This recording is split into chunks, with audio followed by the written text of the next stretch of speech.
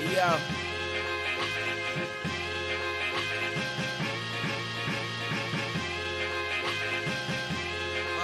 We out here, don't sleep. Sacrifice your main bitch to me, or I bring the rat to your village. Light the fire in my temple, oh, to now all praise to my trillage. This a trilogy that wasn't killing me, and my old skits burned me alive. Came back to life in your nightmares, just to torture rappers and skin them live. Hell raising no pinhead, I'm going dumb but not inbred. Torture racket to a back breaker, this DDT cave-in head. YFR double barrel, afterlights like cousin Harold. Hoodied up in my own apparel, guess that means I brand the death. Guess that means who's standing left, please sit down and get stripped of flesh. Pick the bones, eat with the crows, my inner demons deep in the soul. This energy won't let go, voices so homicidal. Need teeth to identify you with your body floating out in the bayou. How you? Kick, kill them all dead, share the body with the wolves so they all get fed. Infrared beam, straight to your head, can stomach these bullets, we aim for the head. What? Kick, kill them all dead, sonic boom, I'm on it too. Bomb it smooth, spit that crack, gamble your life, won't get that back. What's up? I murder this and I murder that, forget the past, I bury that. Came new far to turn it back, my enemies get turned to ash, my energy get turned to cash. I spend it quick and I burn it fast, you a circus act doing clown shit. You ain't worth a laugh, just a round kick. How'd you get in here? Who said that you allowed it? This game already way too overcrowded. Yeah, bitch, get lost. I won't ask again, but if I have to ask, your body won't attach to your head again.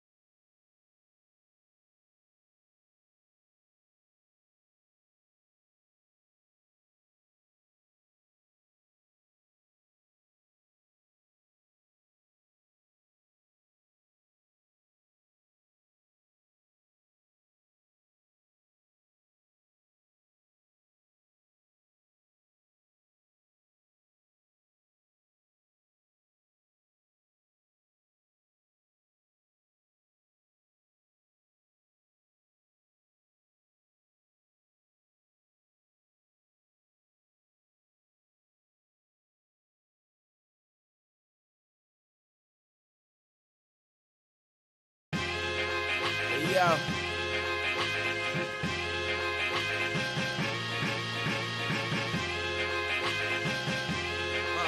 out here, don't sleep. Sacrifice your main bitch to me, or I bring the rat to your village. Light the fire in my temple altar, now all praise to my trillage.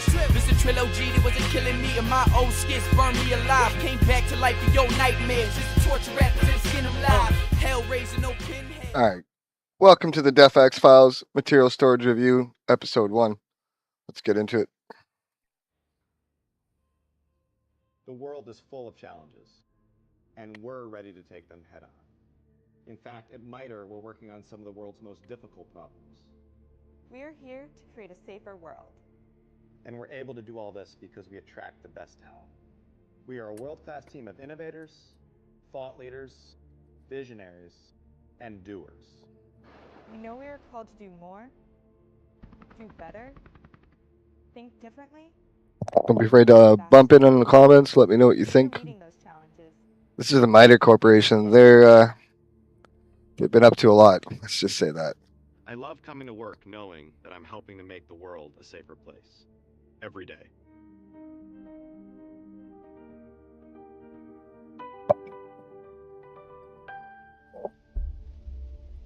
Solving problems. Reverse engineering program to garner some kind of insight. And of course, not a lot of the things that we've learned from it are like directly, ripped off the technology we found, but it has inspired other innovations. 6 likes. Thanks, guys. Appreciate you big time. Programs over the years. Let's go. For national defense reasons, and it's a myriad of different things. But it makes a lot of sense that these deep water areas are where we see a lot of sightings, and we've seen craft underwater that do something over 200 miles an hour that are on the sonar pickup are as big as a dadgum football field. And the best we don't have anything big as a football field, maybe in length, but not underwater anyway. And the best we can do is maybe upper 30 mile an hour, maybe something like that. I don't know. But 200 miles an hour, that's just out of the question. UFO legacy programs. The once unified, now convoluted effort within elements of the United States National Security Council, cabinet-level agencies/services, armed forces, intelligence community, national labs, and public and private industry that is tasked with the retrieval, storage, exploitation, derivation, reverse engineering, and program protection of non-human technical vehicles, aka UFOs. It is well known my mission is to Let's respect the GERB. legacy programs and It's their the man right there. evolution from 1947 to today. I operate as an investigator, unmasker, and historian of this decades-long covert effort, which truly is the greatest secret ever kept from humankind. From detailing how this once mighty efforts, aka the Manhattan Project 2.0, slipped from traditional presidential and National Security Council oversight, to illustrating how sensitive national programs, aka Special Access Programs or SAPs, serve as the perfect ecosystem for these programs to operate with endless resources while staying hidden from even presidential The GERB explains it so well. to identifying and specifying the roles of the select directorates, services, and offices within the U.S. military and intelligence community, operational within these covert activities, to exposing the cadre of senior executive officials who have served as gatekeepers, program leads, program executive officers, and seniors within the legacy apparatus. I seek to build a functional, working, modern-day, and historical outline of the programs. My projects and pursuits have led to the slow unraveling of a truly fractured program set. The man programs long past who basically time, breaks down all the acronyms, one lets us know effectively what's scattered behind into the that. wind over the epochs to adapt to the ever-constant need to break off pieces of itself to hide from traditional oversight channels. To build a working hierarchical structure here, I've demonstrated the UFO legacy program pyramid broken up into several layers. This is serious Where stuff, the guys. farther down the pyramid one travels sees program personnel exposed to exponentially less program institutional knowledge, history, capabilities, materials, etc. Essentially, information flows down this pyramid, but almost never up. I must keep this short because so many watching now know this pyramid oh so well, but like always, let us recap to build into our most critical topic today. At the top of this pyramid, FFRDCs, guys. Remember that acronym. Gerb will repeat it over and over. Of 27, formed in 1994 to hide from the disclosure appetite of President Bill Clinton. It's the missing link. This once mighty effort in decades prior was helmed by the National Security Council's Covert Activities Oversight Structure, also known as the 5412 Committee Special Group and the 303 Committee, and was last ruled with an iron fist by who else but Dick Cheney. When Cheney left office as VP in 2009, who else but James Clapper ruled as mob boss over the severely fractured legacy ecosystem. Below the control group sits program administrators. Think of elements of the U.S. Armed Forces and intelligence community with the express. Might have seen some of those patches before if you're from the U.S. Covert UFO programs. And yeah, whatever you're thinking about, you're probably right. CIA's Directorate of Science and Technology, Air Force Rapid Capabilities Office, Office of Naval Intelligence, National Reconnaissance Office, National Geospatial Intelligence Agency, Air Force Test Center, etc. At the bottom of the pyramid sits defense industrial base prime contractors and their subcontractors, where more often than not, outside of C-suite executives, corporate directors for special programs, and positions like vice presidents of security, contractor personnel are not considered need to know and are likely involved in the programs in a cover capacity with no idea of the compartmentalization of the project. Baked into every single fiber and layer of this pyramid is the Department of Energy, or DOE, whose statutory Special Access Program authority evades unilateral oversight from the standard system of U.S. classification. This pyramid is held together by the Defense Industrial Base and Special Access, Controlled Access, and Covert Action Program ecosystems, and safeguarded by Program Protection and Exposure Mitigation Services like Air Force Office of Special Investigations, Office of Special Projects, DOE Office of Intelligence and Counterintelligence, and DARPA Security and Intelligence Directorate. Now, if you know the pyramid, it seems I missed a layer, right? This layer is what I call the quote-unquote missing link in discussion of U.S. government-sponsored, defense contractor-operated covert UFO activities. Federally funded research and development FFRDCs, guys. GOCOs, government-owned, contractor also known as GOCOs. Gerb just has it down to a fine science. Technically outside of the U.S. government, but still maintain extremely strict governmental oversights over records, materials, breakthroughs, testing, etc., down to tracking individual pennies spent on programs. You harness FFRDCs. These quote-unquote semi-private institutions that inherently act as an R&D extension of the U.S. federal government allow U.S. DoD and IC sponsors to harness specialized science and technology needs for extremely research, development, test, and evaluation, or RDT&E focused compartmented national programs from industry's best and brightest, while never truly letting sensitive information or institutional knowledge into the hands of private contractors. Yeah.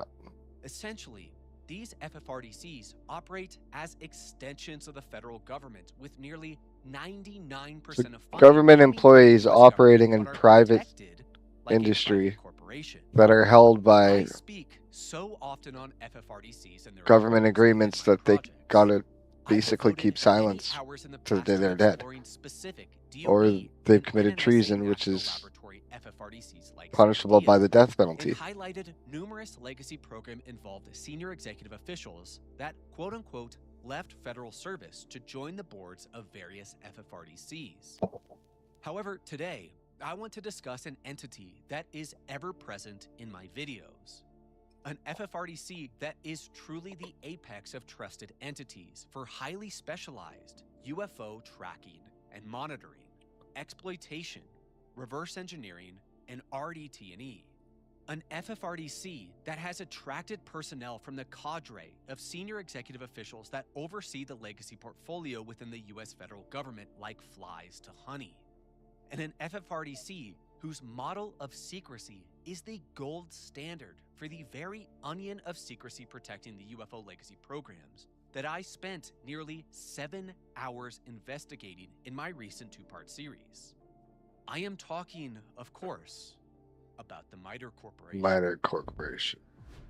We are MITRE, redefining the boundaries of what's possible in space.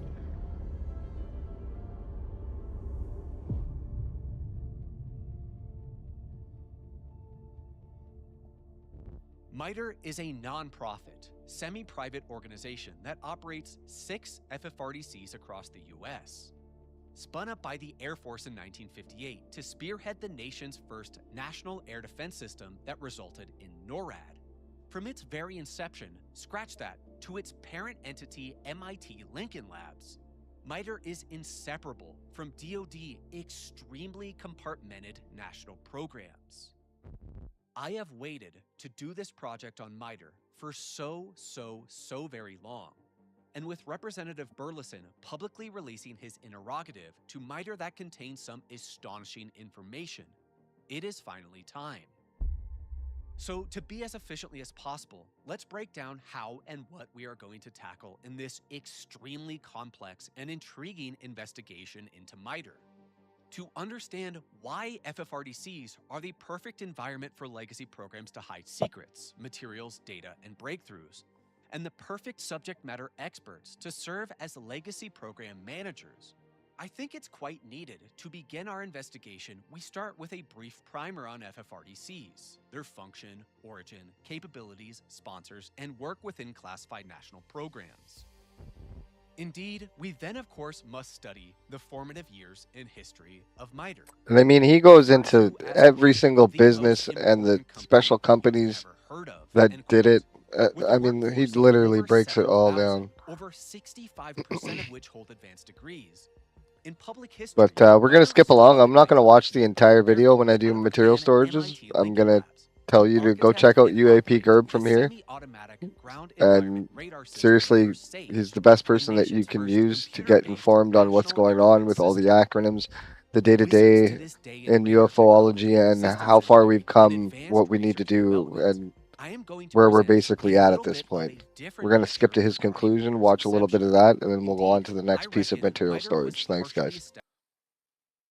What's going on, guys? It's Gerb, and I'd like to thank you so much for still being here. Well, the conclusion is what I meant to do.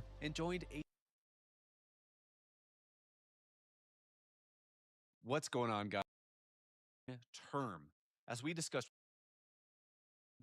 I want to put my face behind my name more often, and by the time this project gets released, I'll have been on News Nation and The Hill for some video news appearances. The Hill was very brief, about 5 minutes. Which he's now in a big argument with Lou Elizondo.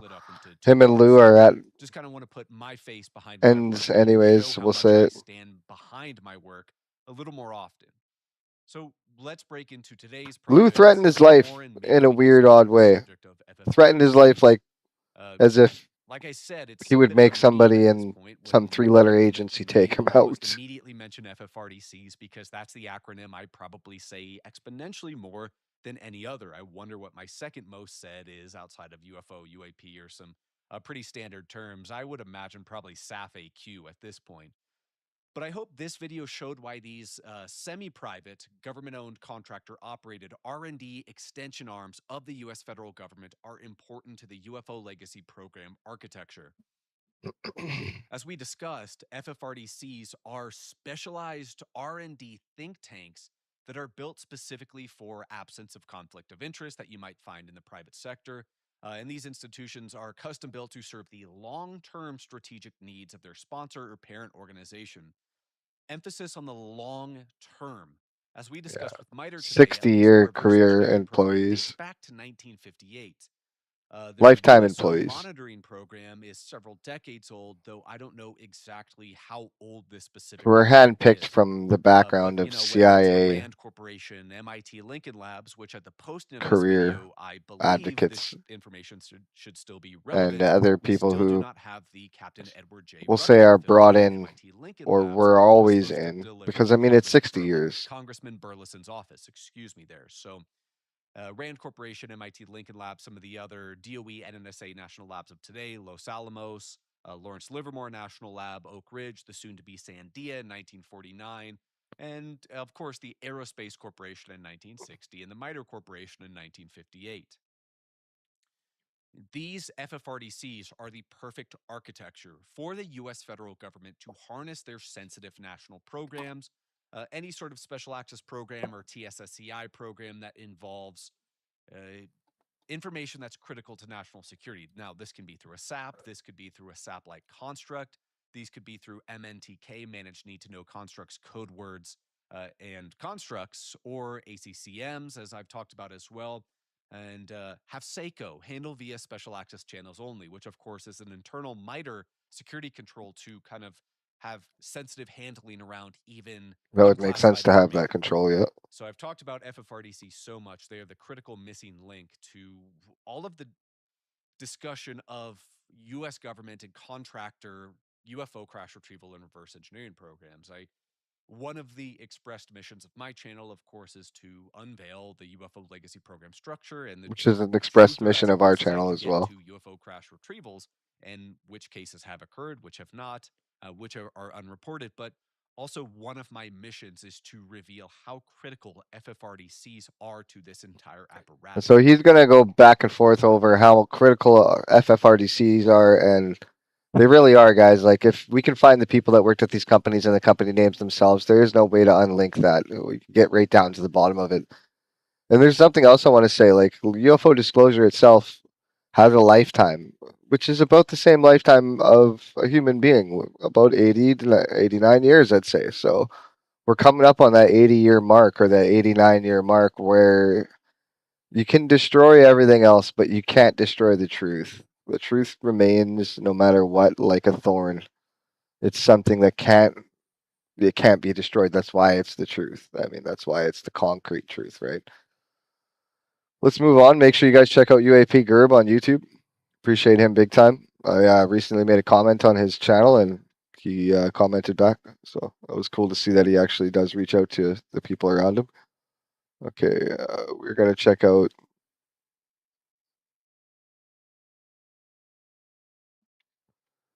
Ross Coulthart, but we're going to check him out through Down to Earth, which Down to Earth Christian Harloff is another informed voice that I like his conservative view and centered view. I'm going to play this clip. It's a longer clip. It's about a 2 or 3 minute clip.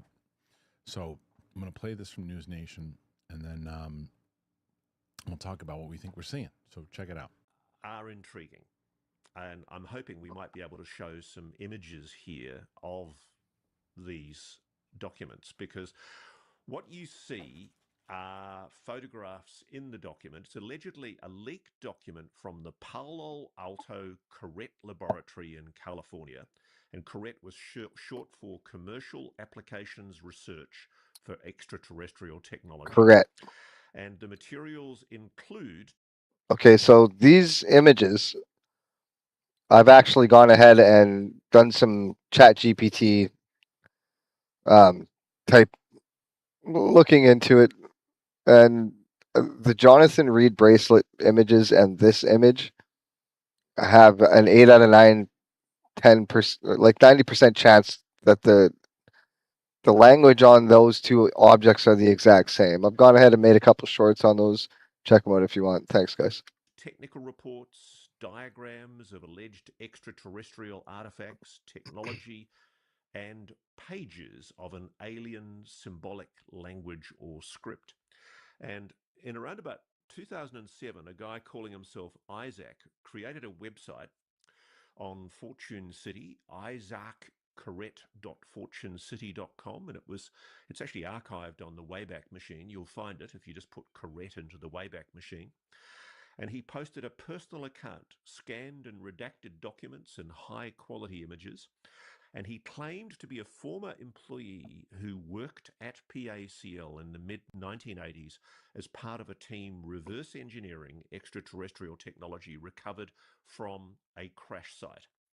And the goal was to adapt alien tech for commercial human applications, anti-gravity devices, or advanced propulsion for civil... Now, I want to actually stop for a second And I'll bring these images up so you guys know what I'm talking about.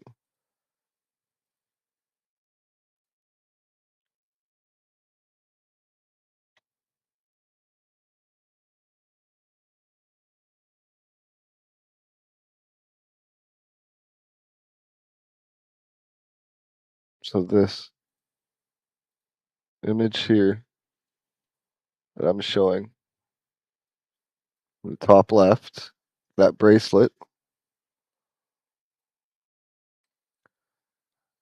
has the same language on it, 90% chance as this. It's a 1986 primer on findings from these ET artifacts, and it described extraction processes, component analysis, and integration effects.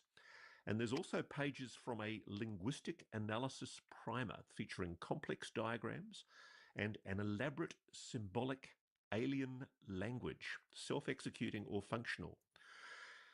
I can't dismiss this. And then I'll show you reasons I cannot disclose. It's an ongoing investigation. The investigation that I did. I've got a hunch. There's the word. Thanks, Ross. Who PACL correct were and people involved, and it's an ongoing investigation. There are reasons to be skeptical about the case, and there's been a whole debunk that's been published.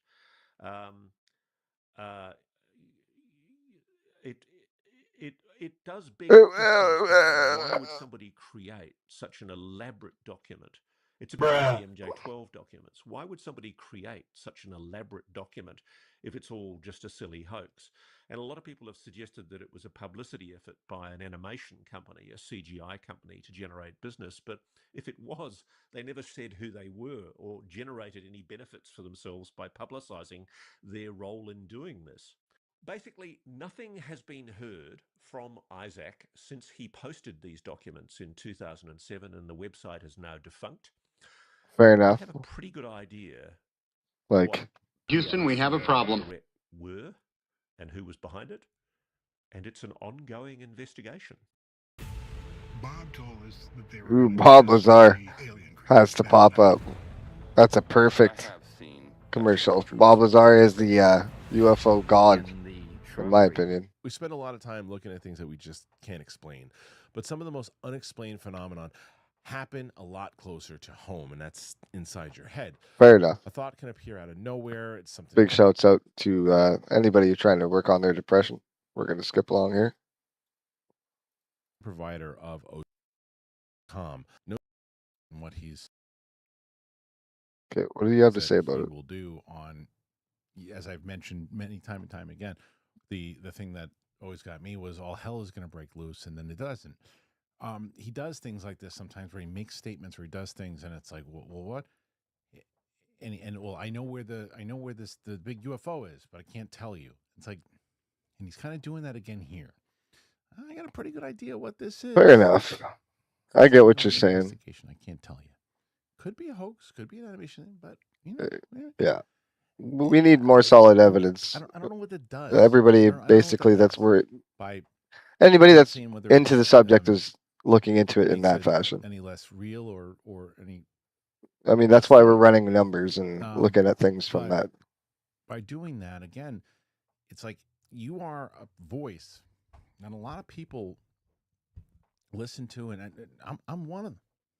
Waiting to go. Well, what's Ross? I mean, we got this. So when he brings this is the like these results from ChatGPT of could be.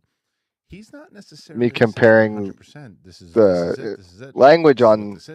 He's bringing up the language on those images that Ross Coulthart just had with the Jonathan Reed case bracelet. Which the Jonathan Reed case, I mean, it's yes, probably a hoax, but it was just interesting to look in to see if those things had any link, and they had a massive link, which is like a 90% chance if you're looking at some of the information that I can even provide.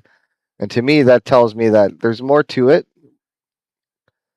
Like somebody really fucked with Jonathan Reed and gave him information that he should have never had, or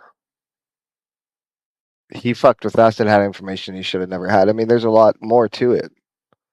Anyway, we'll go on. Let's move on. Not because it's a case that's been out there. And so clearly, and this is, I guess, more diving into the what if this is real type thing, because he's talked to enough people, and obviously he can't say why, but he's talked to enough people that he believes. The what if this is real effect, I enough mean, for even him if it's to a discuss 1% and talk chance, about, that it it's could enough to talk be about. legit. Because the things that he's posted, and remember the Jake Barber thing where he showed that video and people gave him shit about the egg video. And they, well, what the hell is that? We still don't necessarily know if that was real or not real, but it wasn't. You know, you can't give Jake Barber shit. Huge thing that everybody thought it was going to be, but down the line, it could wind up being something pretty significant if that footage turns out to be that's exactly what it was. And there's no difference here when it comes to these particular documents, because if these documents are indeed real, all right. So this was the image. Yeah, I mean, the imagery that he showed. Same images that I was comparing it with. You zoom in on it, you take a look at it, and I mean, I'll show you guys again proof that I was comparing the same images, because I could have just been saying that I was comparing random images. Let's make sure here. And here it is. Here's the proof that this is the image I was asking. How about the 3 in this photo to the bracelet on in this object? I mean, and if anybody'd like any more information, just let me know. Same thing. Okay. We're going to move on from that again. You don't really know. I mean, you know, this could, if I showed this to you in general, didn't give you any context, and said, what do you think this is? Let's say that's trippy. Other than that, I can't surmise much. But if you have something to compare it to, which I did. It could be like a crazy drone or something on the right-hand side, or... And he's got finer images than the ones I even asked ChatGPT with. I literally screenshotted from Ross Coulthard's interview and just... the language, whatever it might be. Sorry, Ross Coulthard. I didn't mean to mispronounce it. Alien, per se. But he just showcased visuals, and this is from that leaked document, obviously.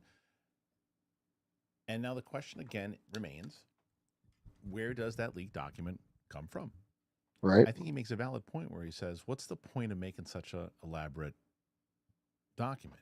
Now, the argument could be, there are a lot of crazy people. Bruh. There is definitely... I'd say, Houston, we have a problem. Something's up with that. All of that time.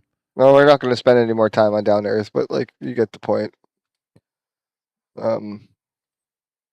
Those images, if there's any validity to them, just like the Jonathan Reed images, then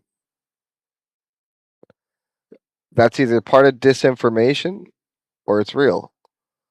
And at this point, there's a large disinformation program with some actual real things attached to it. So that's how they're able to do disinformation, is they're able to attach real information to it and make us kind of look crazy through that real information. Like, I would like to confess. I don't know how else to explain it more than that, but that I've been asked to cut about 2/3 of my speech out and deliver as short a speech as possible. You are free to believe me. This is a sci-fi author. I'm just going to look at it because everything I post in the material storage is stuff that... A matter of importance. This is the recording. Oh, let's learn together. Cost him his life. Oh yeah, Philip K. Dick. I should know this. Philip K. Dick spoke to an audience in France. He expected science fiction. What he said, instead, revealed too much about reality and drew the attention of the CIA and FBI, changing his life forever. The subject of this speech is a topic which has been discovered recently. A breaching, a tinkering, a change had been made, but not in our present, had been made in our past. A variable was changed. This is reprogrammed, as it were, and that because of theoretical towards the Mandela effect. Became actualized instead of the prior. The Many Worlds, Dan Baresh, which I think we might get to some Dan Baresh. If not, we'll get to some he said the CIA Amy and Eskridge. FBI had taken his work years earlier. That's when you know he may have spoken too much. In March of '74, the CIA opened my mail. The FBI had a file on me. It's always the CIA. The FBI are like a side interested type organization, but the CIA is like a responsibly interested, like directly informed. I don't know. When I came home in found my house consisting of nothing but rubble, ruin, chaos, broken windows, smashed doorknobs, blown open files. Nobody told you this. Not your He's a teacher, good author. no If you haven't dentist, heard of him not other even the than, tooth fairy, you know, but it's true. what I'm showing you. A few years later, he suddenly dies, right before the premiere of Blade Runner, June 1982, the film adaptation of his novel, Do Androids Dream of Electric Sheep. Sorry about the commercials. We Fans do have said it premium. was I need to sign strange in. that the author who had predicted so many I'm modern signed in on themes other about AI, devices. identity, and reality Look at all these never books. got to see the movie I read a finally couple by made him Philip. widely famous. What's strange to me is that he was only writing science fiction, yet We'll the be right back, FBI folks. and CIA started watching him. To me, that means he was touching information never meant for the public. That's what caught my attention, so listen carefully to what comes next. I know attention spans are short, but trust me, this video will give you chills. We are accustomed to supposing that all change takes place along the linear time axis, from past to present to future. The present is an accrual of the past and is different from it. The future will accrue from the present on and be different yet.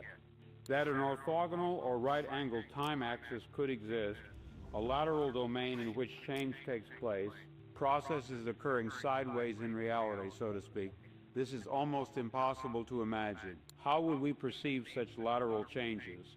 What would we experience? What clues, if we are trying to test out this bizarre theory, should we be on the alert for? In other words, how can change take place outside of linear time at all, in any sense, to any degree? Philip tries to make this strange idea easier to understand with a simple picture. Imagine a painting on a wall. Instead of replacing the whole painting, the servants secretly change details on the same canvas. They remove a tree, add a girl, shift small elements. When the owner looks at it, he sees something new, yet also familiar. His brain struggles. It's the same painting, but also not the same. Dick uses this example to suggest that reality might be altered in subtle ways, not fully replaced.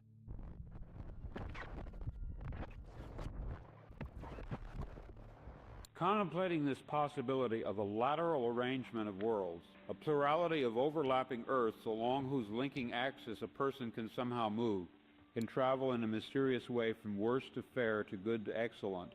Contemplating this in theological terms, perhaps we could say that herewith we suddenly decipher the elliptical utterances which Christ expressed regarding the kingdom of God, specifically where it is located. He connects his theory of parallel worlds to the words of Jesus. He points out that Jesus gave answers that seemed contradictory about the kingdom of God. He said, "My kingdom is not of this world," but also, "The kingdom is within you," or among you. Dick suggests these statements weren't meant to confuse, but to describe something deeper. Maybe Jesus was speaking about these overlapping realms, multiple realities that can be reached by living human beings. Some of them dark, others beautiful, and at the highest level, the just kingdom of God. I, in my stories and novels, often write about counterfeit worlds, semi-real worlds, as well as deranged private worlds, inhabited often by just one person, while meantime the other characters either remain in their own worlds throughout or are somehow drawn into one of the peculiar ones. This theme occurs in the corpus of my 27 years of writing. At no time did I have a theoretical or conscious explanation for my preoccupation with these pluriform pseudo-worlds, but now I think I understand. What I was sensing was the manifold of partially actualized realities. It was in February of 1974 that my blocked-off memories of Track A returned, and it was in February of 1974 that my novel, Flow My Tears, the Policeman Said, was released finally, after two years' delay. It was almost as if the release of the novel, which had been delayed so long, meant that in a certain sense it was all right for me to remember. That is, to remember that the book was not fiction. The book was based on subliminal memories which I had of such a world. After connecting his book to subliminal memories, he went deeper into describing what happened to him in early 1974. He said it began after dental surgery, when he was recovering at home. One afternoon, a delivery girl came to his door wearing a necklace with a Christian fish symbol. As the sunlight reflected off the necklace, Dick saw a sudden flash of pink light. From that moment on, he reported a series of overwhelming visions. He claimed the pink beam carried information directly into his mind, not images he imagined, but structured knowledge. He suddenly knew that his infant son had a dangerous undiagnosed medical condition. When doctors checked, they confirmed it, saving the boy's life. To Dick, this proved the experience was not fantasy. In the weeks that followed, the visions intensified. He said he lived in two overlapping realities, California in 1974 and ancient Rome in the 1st century. At times, he believed he was both himself and a Christian slave living under Roman rule. He described it as if time had folded, two tracks of history running at the same time, and his consciousness could move between them. For just $67, you can generate as many videos as you want and never have to worry about showing your face on camera or using complex editing tools. With only a few clicks with Toonbee, you can generate a high-converting video just like the one you're watching right now. But instead of telling you about how amazing Toonbee really is, why don't I just show you? Let's say we want a bee explaining the law of gravity.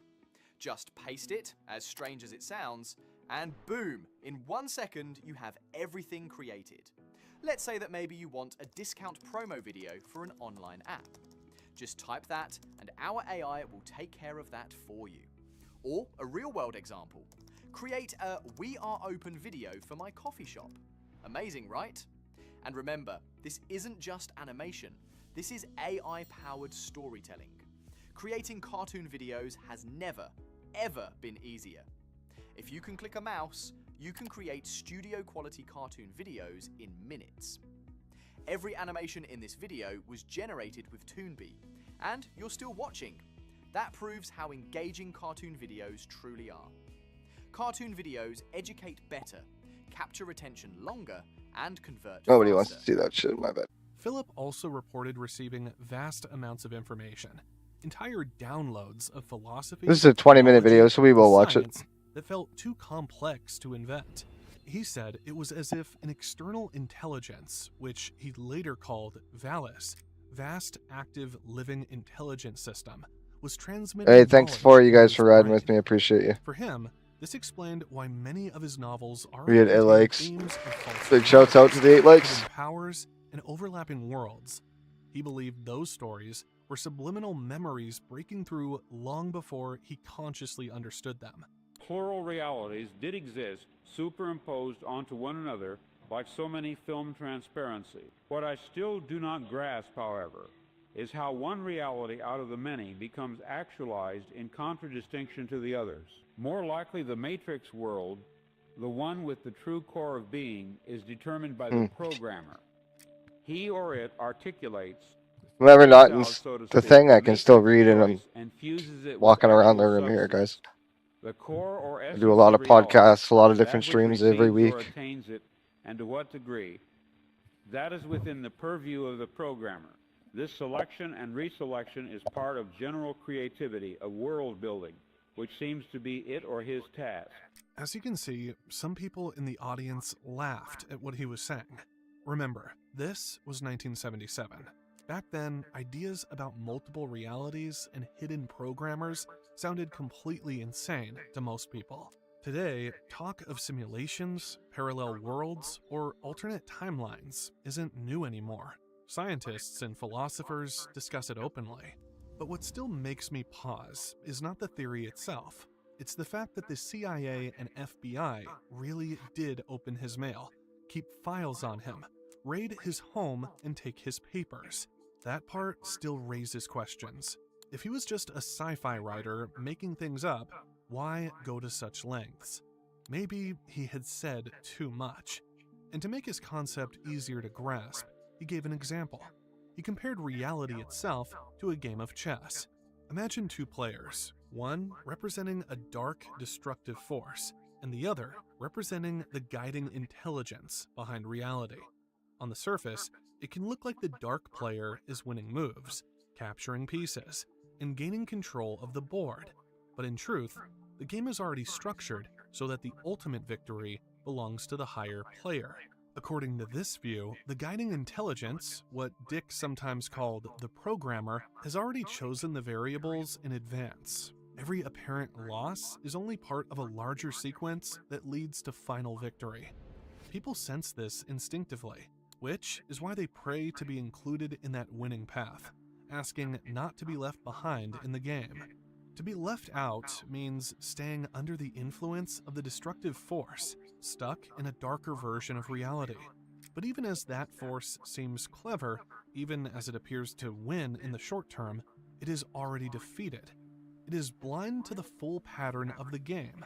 The higher player sees the whole board, sees every possible move, and because of that, the outcome is decided. The constructive force will always prevail, and the only question is whether we are moved along with it, or left trapped in the losing side of the match. I submit to you that such alterations, the creation or selection of such so-called alternative presence, is continually taking place.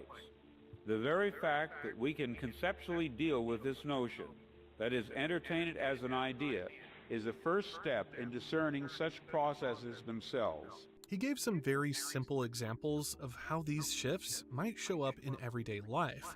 You might reach for a light switch in your bathroom and suddenly realize it has always been in a different spot.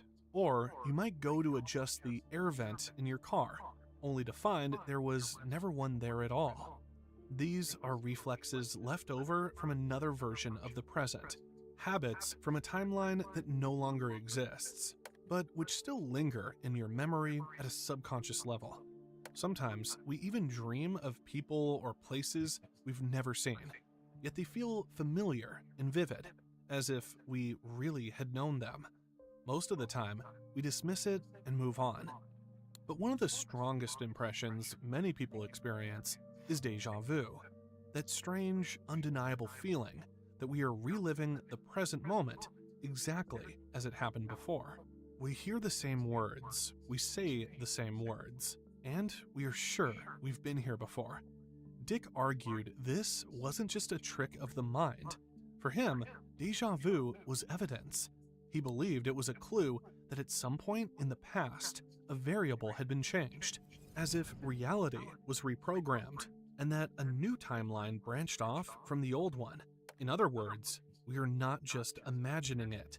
We are literally reliving the same segment of time again, only in a slightly altered version of reality. A breaching, a tinkering, a change had been made, but not in our present, had been made in our past. Evidently, such an alteration would have a peculiar effect on those persons involved. They would, so to speak, be moved back one square or several squares on the board game which constitutes our reality. Conceivably, this could happen any number of times, affecting any number of people, as alternative variables were reprogrammed.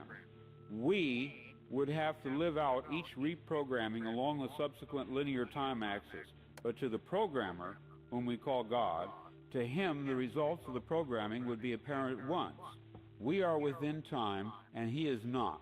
We are living in a computer-programmed reality, and the only clue we have to it is when some variable is changed and some alteration in our reality occurs. He believed that every time reality shifts, a new lateral world is generated, and with each shift, the guiding intelligence, the programmer, achieves a kind of victory. Each new version of reality isn't perfect, but it's slightly better than the one before it. In his view, the universe is constantly being refined, stage by stage, through this process. The way he described it, the old universe doesn't disappear. It becomes raw material, a kind of stockpile that is used to build the new one. What looks like chaos or broken fragments in one timeline might actually be the foundation for the next. This means reality isn't moving toward collapse, but toward improvement. Even if we can't always see how, the process keeps pushing forward, generating alternate worlds one after another. each infused with a little more order and structure than the last. Imagine being able to build anything just by thinking about it.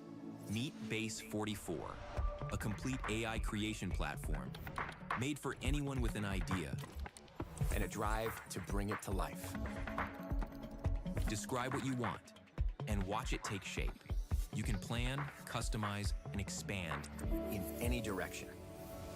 From tools built for one to platforms ready for many.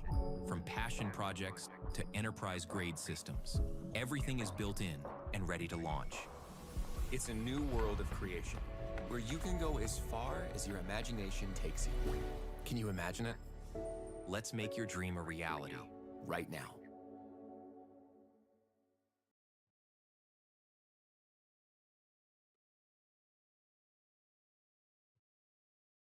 What if you could make a song using only your voice? Let's start with the drums. I'm gonna hit drums and click cover. Yes. This is good. Okay, perfect. I feel like the song needs a rhythm guitar. Sorry about that, guys. We're back. What we need at this point is to locate, to bring forth as evidence, someone who has managed somehow, it doesn't matter how, to retain memories of a different present, latent alternate world impressions, different in some significant way from this, the one which is at this stage actualized. According to my theoretical view, it would almost certainly be memories of a worse world than this. For it is not reasonable that God the programmer and reprogrammer would substitute a worse world in terms of freedom or beauty or love or order or healthiness by any standard which we know. If what Philip K. Dick was describing is true, that reality can shift sideways, that alternate versions of the world appear again and again, then maybe we've already seen signs of it without realizing. One of the clearest examples is what we now call the Mandela effect. Millions of people around the world share the same memory of something that doesn't match today's official version of events. The name itself comes from people remembering that Nelson Mandela died in prison during the 1980s. They remember news reports, public reactions, even school lessons about his death. Yet, in this timeline, Mandela was released and later became president of South Africa, living until 2013. For those who have the older memory, it feels as though history was rewritten. And it doesn't stop there. People remember the Berenstain Bears spelled as Berenstein, with an E. They remember the Monopoly Man having a monocle, when in fact, he never did. They recall the movie line, "Luke, I am your father," when the actual line is, "No, I am your father." These aren't just a handful of mistakes. They're shared, consistent memories across millions of people, as if we really had lived in a slightly different version of reality. Philip K. Dick's theory offers one possible explanation. If variables can be changed, if a programmer can shift us laterally from one track to another, then déjà vu, false memories, or the Mandela effect might not be errors at all. They could be traces of previous presents, fragments of timelines we once occupied but no longer do. This is where things get even stranger, because it's not just personal memories. Pop culture itself sometimes seems to reveal knowledge of events long before they happen. One of the most famous examples is The Simpsons. For more than 3 decades, the animated show has been making jokes that later turn out to mirror real-world events with uncanny accuracy. Years before smartwatches were invented, The Simpsons showed characters using wrist devices to make phone calls. They joked about a defective autocorrect feature on a handheld device, long before smartphones made that frustration a daily reality. They even portrayed Disney eventually buying 20th Century Fox, a merger that seemed absurd at the time but became reality in 2019. In another episode, they showed a skyscraper with a design almost identical to London's Shard, drawn over a decade before construction even began. They sketched a Nobel Prize prediction board that matched the actual Nobel winner announced years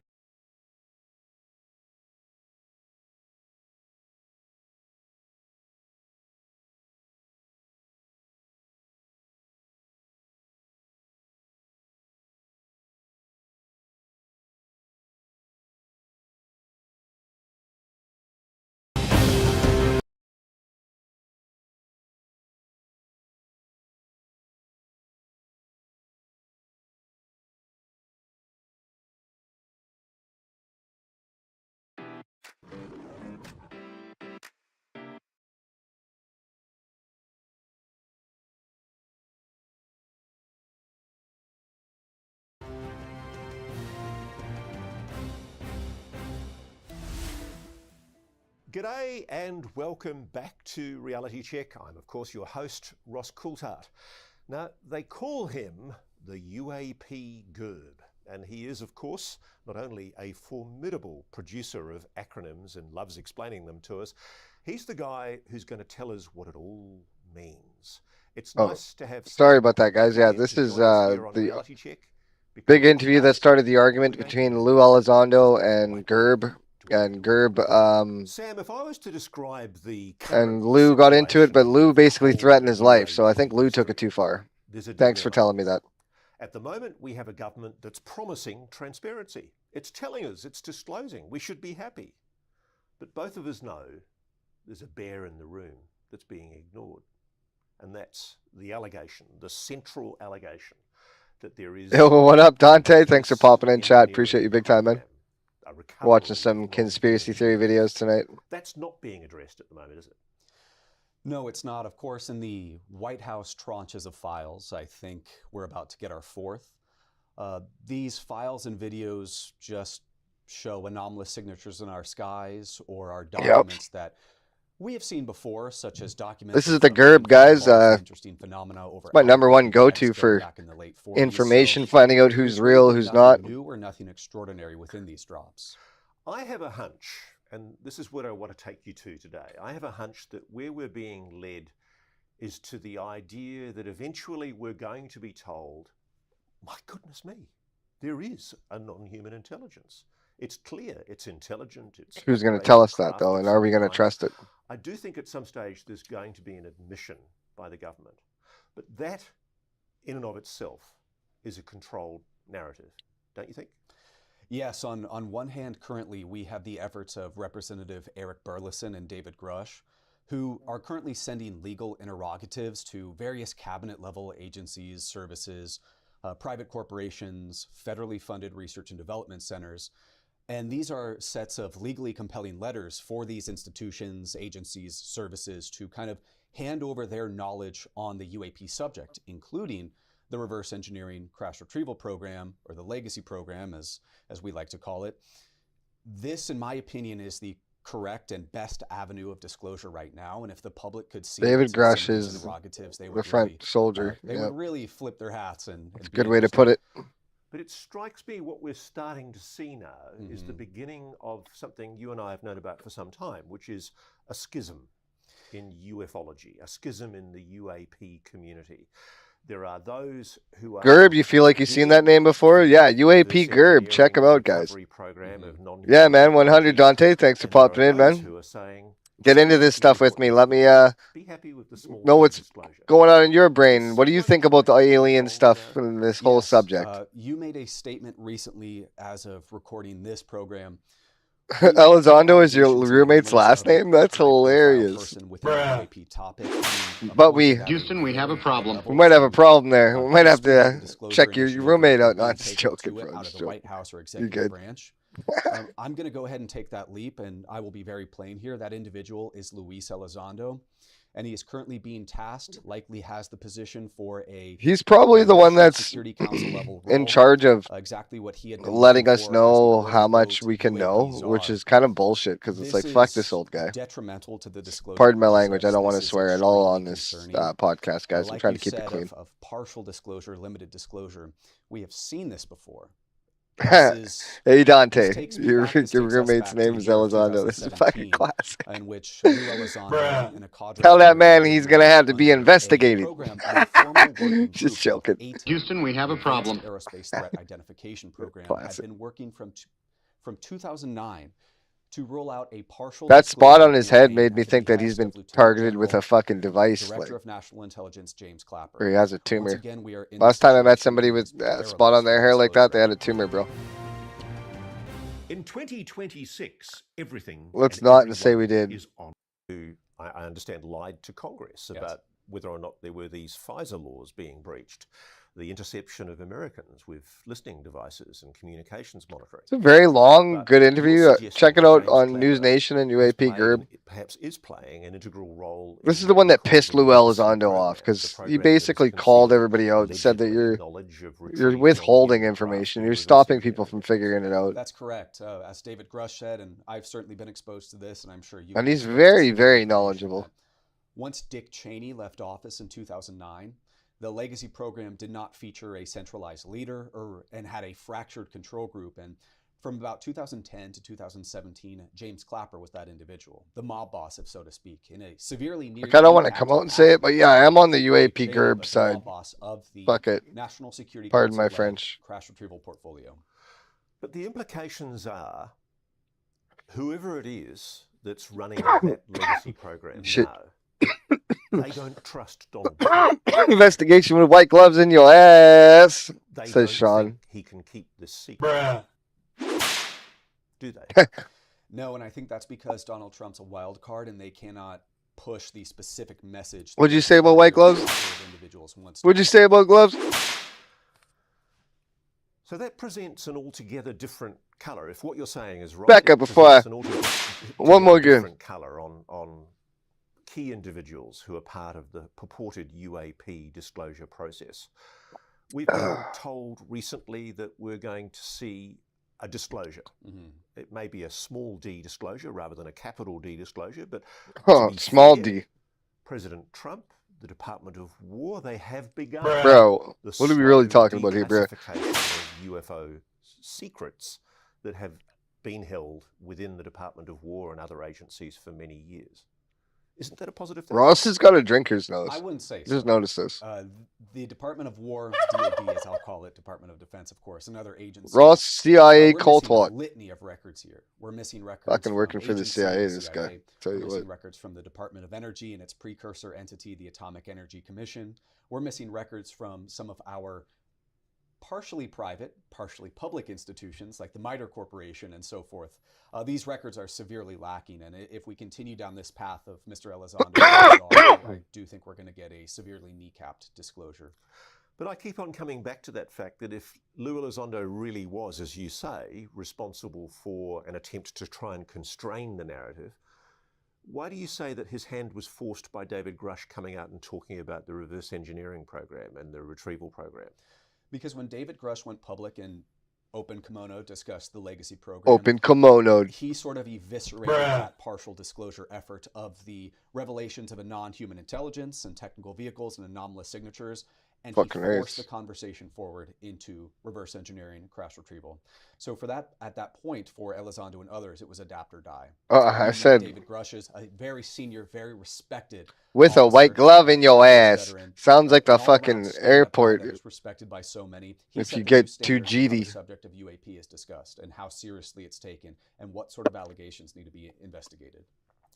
It's quite incredible if what you're saying is true, because James Clapper has been presented as a pro-transparency advocate. He was presented in the Disclosure movie as somebody who's all about talking about what secret programs the US Air Force has been involved in monitoring UAPs. Yeah, exactly. So he had 3 scenes in the Age of Disclosure, which totaled... What a good interview. Basically breaks it down all the way to the point where he talks about all the levels again, kind of like he does with the MITRE Corporation. UAP Gerb is in depth. Everything he does it to such a depth that there is no other person on YouTube that is doing the types of investigations he's doing. He has an answer for everything. He doesn't dodge a question. Check out UAP Gerb. Honestly, I can't say enough about him. Let's check out this little snippet here.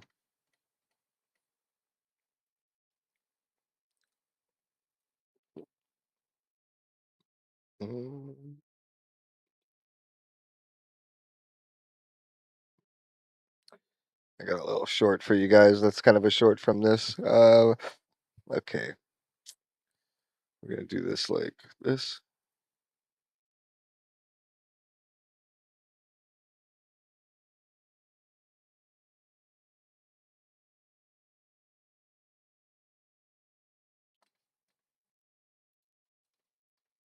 We're going to just pop this over here. so I can blow it up. We'll watch it real quick. That's what we do on the lab, man. We watch things together. Is someone trying to control the narrative? Yes. You made a statement recently, as of recording this program, where you talked about allegations and rumors of a pretty high-profile person within the UAP topic being appointed at a very high level to kind of spearhead the disclosure initiative or be integral to it out of the White House or executive branch. That looks true. I'm going to go ahead and take that leap, and I will be very plain here. That individual is Luis Elizondo, and he is currently being tasked, likely has the position for a National Security Council level role, exactly what he had been looking for as the quote-unquote UAP czar. This is detrimental to the disclosure process. This is extremely concerning. Like you said, of partial disclosure, limited disclosure, we have seen this before. This takes us back to the year of 2017, in which Lou Elizondo and a cadre of other individuals under a program, an informal working group called ATIP, the Advanced Aerospace Threat Identification Program, had been working from 2009 to roll out a partial disclosure campaign at the behest of Lieutenant General and Director of National Intelligence James Clapper. Once again, we are in this situation, and it is perilous for the disclosure effort. So what you're suggesting is that 10 years on from the beginning, if James you like, Clapper of the deserves disclosure movement, you believe there's another attempt to control the narrative yet again. That's correct, and let's unpack this a little bit. All right. Lou Elizondo, there are some staunch allegations that prior to him going public... I'm going to pause it for a second. We're going to read out Dante's comment here. Yo. I believe a lot of it, and wholeheartedly think the government lies and hides a lot of it from the people. But I do think it's far too easy for people to believe in lies and get called, crazy for the truth. You're right, Dante. You got a really good take on that. You sound like an optimistic type person who basically believes that there's some truth in everything. Otherwise, it wouldn't stand around or it wouldn't stay around. That's kind of the same thing that me, Kevin, and most of the people that I talk to that are level-headed are on. It's basically, look, there wouldn't be this amount of data, this history, and this level of secrecy attached to this subject if there wasn't at least something real about this subject. For myself personally, I've seen something. I've witnessed something in broad daylight, which made me go, okay, so there's something going on. And it was like a military jet chasing a silver disc in broad daylight at 12:30 p.m. And I had people with me, so I could even look over and ask them, am I crazy? And they were like, no, that's fucked. Pardon my French. But good point and valid, man. Valid. Very nice to see it pop in there. Let's finish the show. With the Leslie Kane New York Times article in 2017. I think the article is called Glowing Auras and Black Money, where 3 forward-looking infrared videos of anomalous signatures or UAP were released. There are pretty heavy allegations that Lou Elizondo himself had experience within the UAP legacy programs. There hasn't been much discussion about what this role was, but this alleged role was technology protection and program protection for the programs. Yeah, let's move on.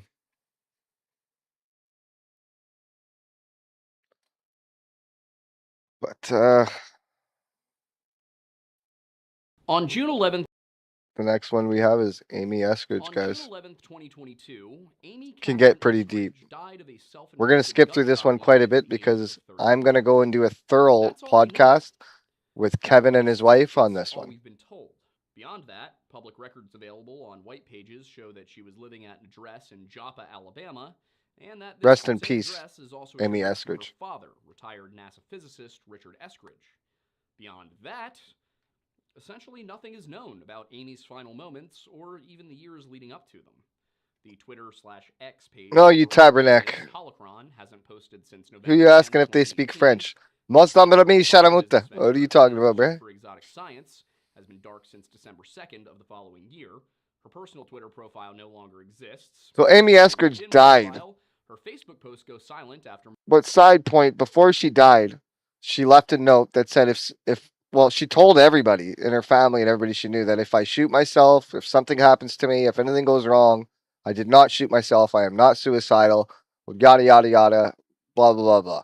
March 15th, 2020, her Instagram is private, and Internet Archive returns no results for any of her social media profiles. What little we can dig up tells us that she was once married, though even with the knowledge of this ex-husband's name and the names of his family members, he seems to be just as much of a ghost as she is. We know that she lived most of her life in the area of Huntsville, Alabama. We know that she claims to have started a PhD program back in 2010. Operation Paperclip. Comments from her friends seem to confirm this.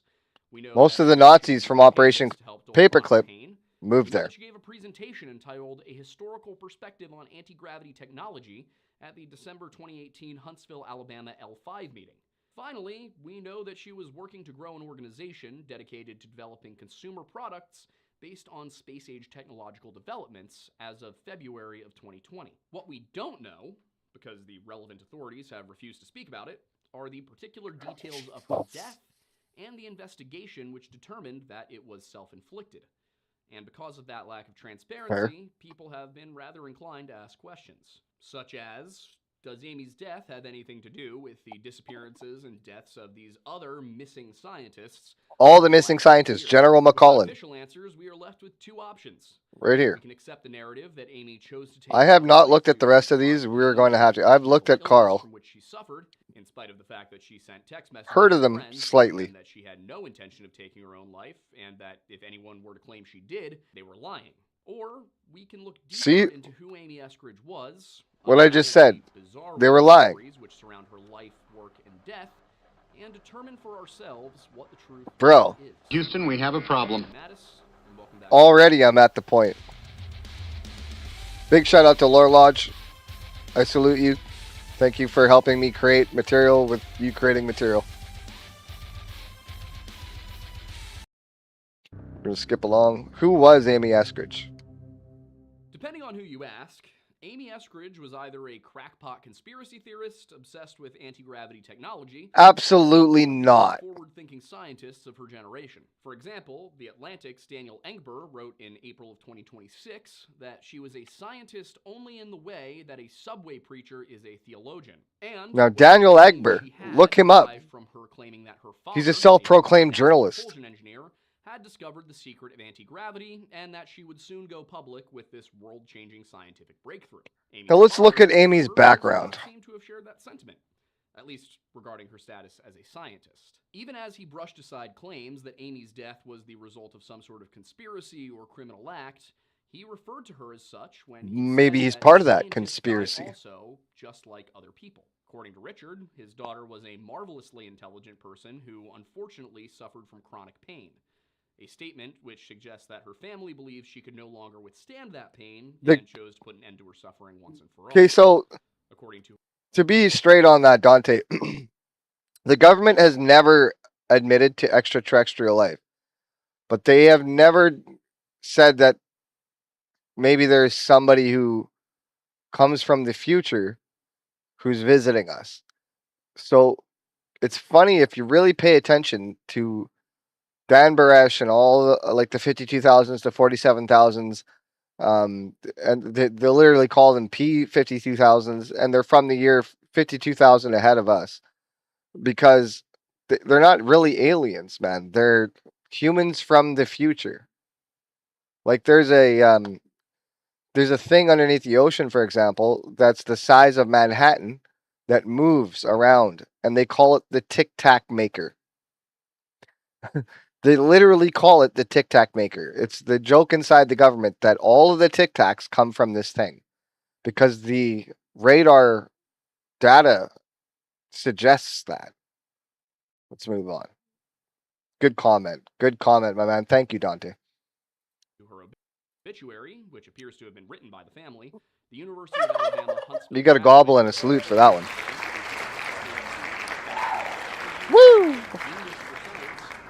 Question the conventional wisdom on everything from the universe to the nanoparticles of the atom. An interdisciplinary and master of electrical engineering, chemistry, physics, genetic engineering. Interdisciplinary master? She has an interdisciplinary master in chemical engineering. And nanotechnology. Amy was Let's back that up just slightly. No longer with withstand that pain and chose to put an end to her Watch suffering this, once and guys. for all. It's actually crazy. According to her obituary, which How can you call somebody with this amount of degrees a liar? Huntsville graduate was a brilliant mind who held bachelor's degrees in chemistry and biology, had a genius for science, and questioned the conventional wisdom on everything from the universe to the nanoparticles of the atom. An interdisciplinary master of electrical engineering, chemistry, physics, genetic engineering, and nanotechnology, Amy was best This known might for be a her girl that's design smarter of than the me, Chairwoman admittedly. Exotic I'm just kidding. Exotic Science. Best described as a I deserve a think smack tank for or that. venture capital firm for scientists seeking an opportunity to work outside of the rigid structures and limitations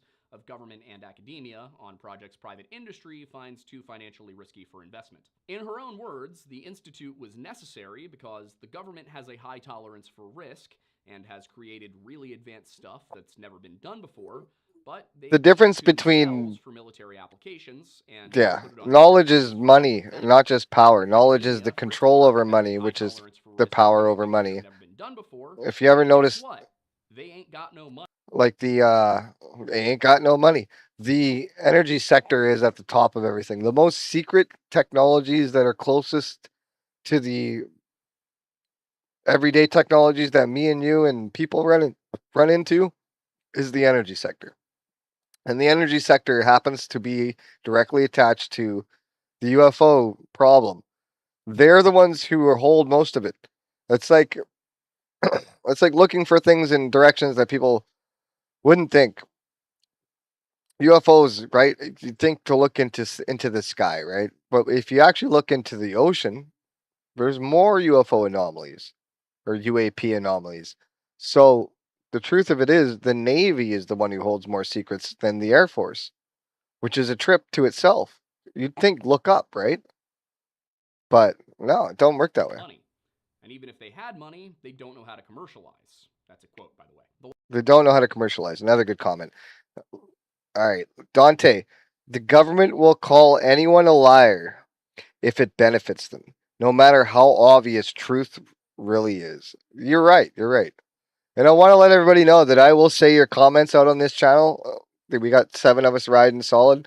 I'll definitely say your comments out loud. I'll talk back and forth with you. That's what the point of material storage all is. Kevin is going to be hosting his own material storages. He's the 50% owner of this channel as well. I really do love you guys and appreciate everything. I hope one day that this can become a career where we're able to sit down and have these long form conversations together. And you know where this is going. The last piece of the triad, industry, is most adept at bringing technology to market, but they want to know 110% for sure that their investment is going to have a return, which results in a policy of avoiding risk and thus... Now, has anybody ever proved to you that they can 110% prove anything? That's kind of fucked. 110% sure. Already, the lore lodge. Can you do the math on that? Prevents potentially groundbreaking technologies from coming to fruition. The Institute for Exotic Science, therefore, was created as a fourth way.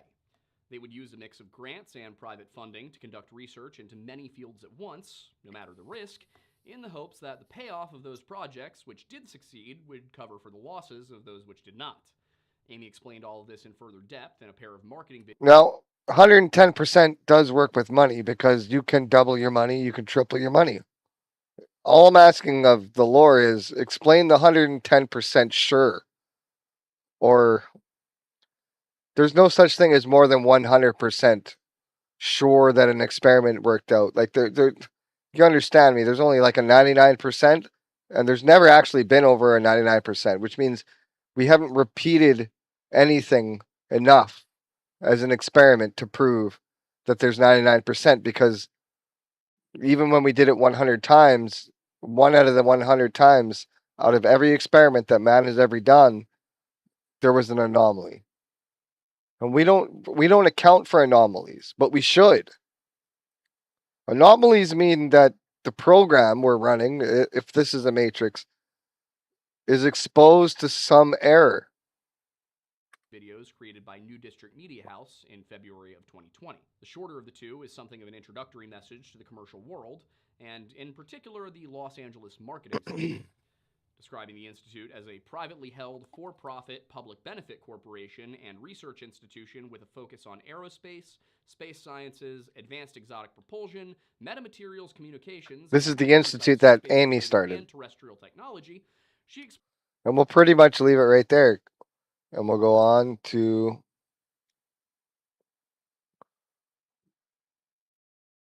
You know, the funny thing about this guy, and this is my problem with this video, and this is probably why I wanted to show it on material storages. He never actually showed any of the physical interviews with Amy. He called them maybe fake. Well, not fake, but maybe conjecture, because she was clearly a little bit tipsy in those interviews. But to me, when you're drunk, you're more likely to spill a lot of truths and get too close to the truth than you should about your professionalism. Let's move on. We will be going over the Amy Eskridge case with Kevin and his wife. I hope you guys realize that. That's why we're not getting into it right now. The next one is kind of shocking, guys. So I want to let you know, any kids, any people around that could possibly be scared, maybe take your kids away. Maybe take anybody that gets freaked out about aliens and can't sleep. Get them out of the room at this point. Because this is Skinny Bob and this is not AI. If you start every interview answer, at least not in my personal opinion, my closest opinion, this is real. I seen this when I was a kid. And then they took it off the internet. So I know it's not AI.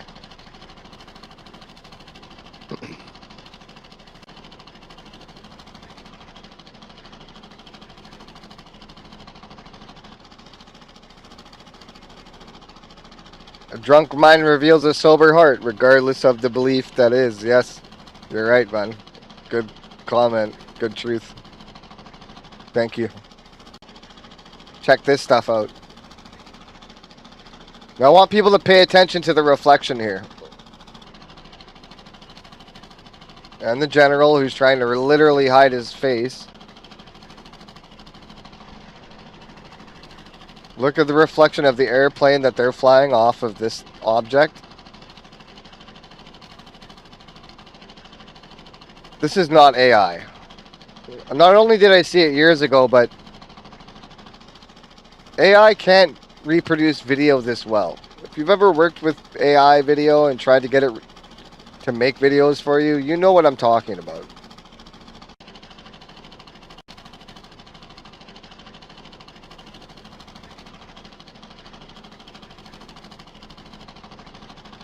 Now, there's another side point I want to make. People say that they could be different crafts because one point it looks like a glob of metal, and the other point it looks like it's got structure. But remember how they always talk about how this material, the guy put some of it in his pocket and it came back out and made the same shape? I think that when the materials and the craft itself is in full flying form, it acts like a piece of water floating on like a penny. And like with the way you'd lean a penny forward and the water would go forward, that's how the craft is flowing. It's falling constantly. It's falling. And it's falling towards a black hole because it's making its own black hole.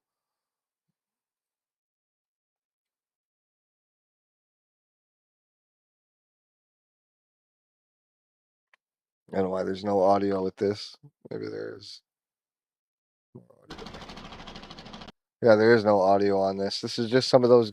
I got to compare some of these drawings with some more of the drawings that I have from the Jonathan Reed case and a couple of me and Kev's podcasts, because those drawings look awfully close to, like, if I could make a three-way link, a 90% three-way link, man, now I'm getting down to the impossibilities of 1 in 100,000, right? 1 in 10,000 even.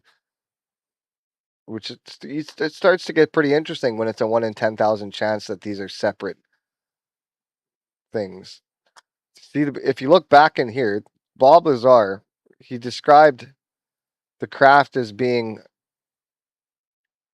a hollowed out space where there were no seats, really. And let's look. And the place that he said where there would be three fingers that you'd put down to control the device. This UFO itself. I mean, this looks awfully like that type of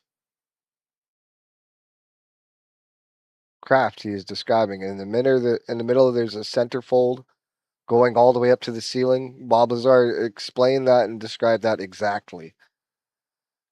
And if they opened it, they'd find the element 115. I've had my own experience, both supernatural and paranormal. I know for a fact that will gaslight others into thinking they're crazy. Yeah, well, people have thought I was crazy for a long time. Now it's time for them to prove I'm not. Finally, the tables have turned, Dante, where they have to prove that we're not crazy. You know, because there's too much information. There's too much stuff coming.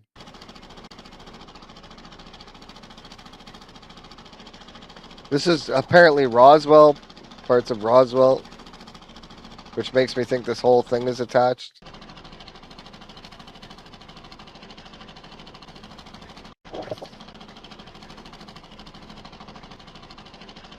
Again, I seen this years ago. Look at how detailed everything is on this. And I leave the name on the bottom so you guys can look it up yourself, the Skinny Bob video. I seen this so many years ago.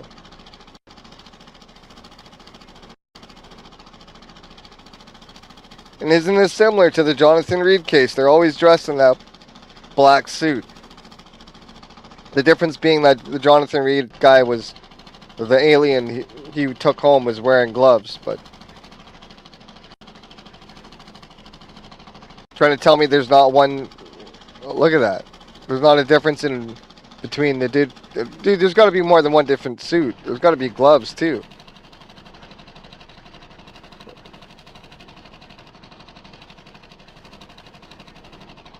Yo, Skinny Bob is way too real. I can see the veins on the side of his neck pulsing while his eyes are moving. Like, come on.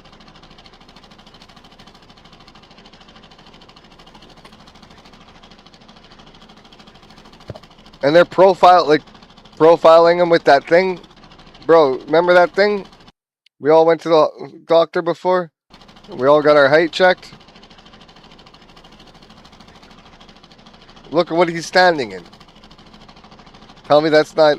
They're checking his height. How come no one ever mentions that?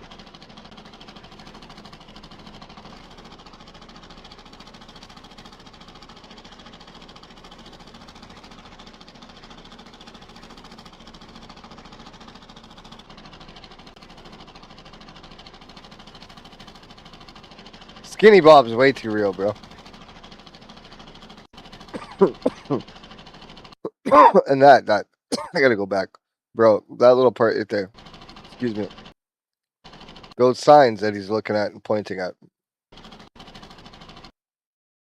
Look at that. Those are just like the signs from the Jonathan Reed case, from the signs from the fucking Ross Coulthard case. Excuse my language. I'm making links, bro. Look at this.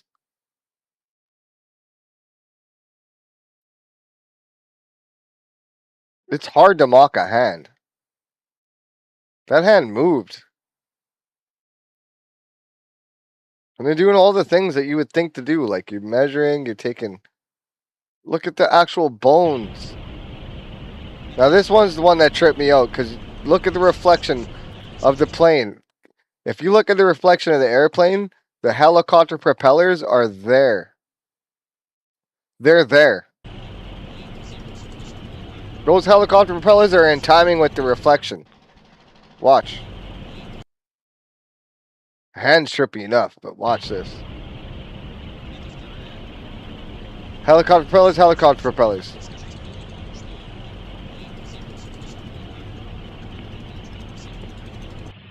AI doesn't get shit like that, man. It doesn't do shit like that.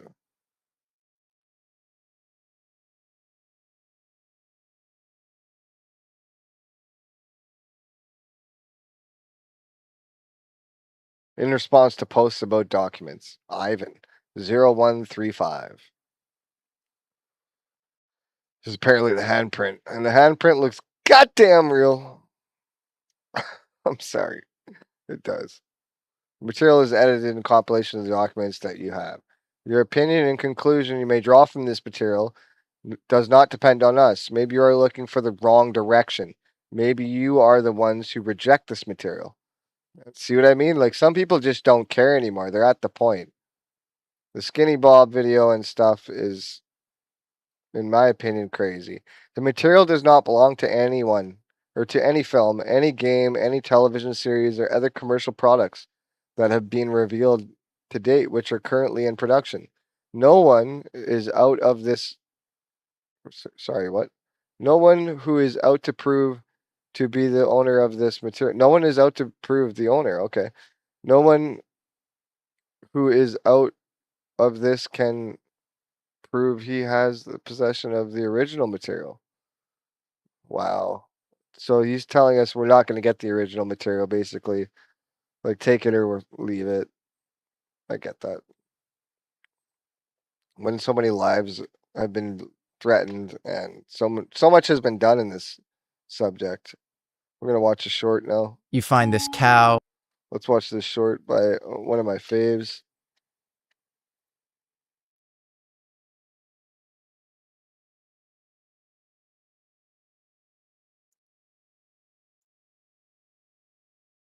Let me get my window capture up.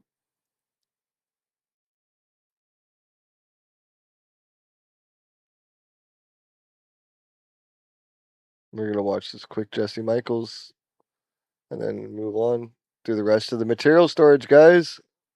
Which we store materials in there. People put it in there. If you want me to watch something, put it in there and I'll watch it.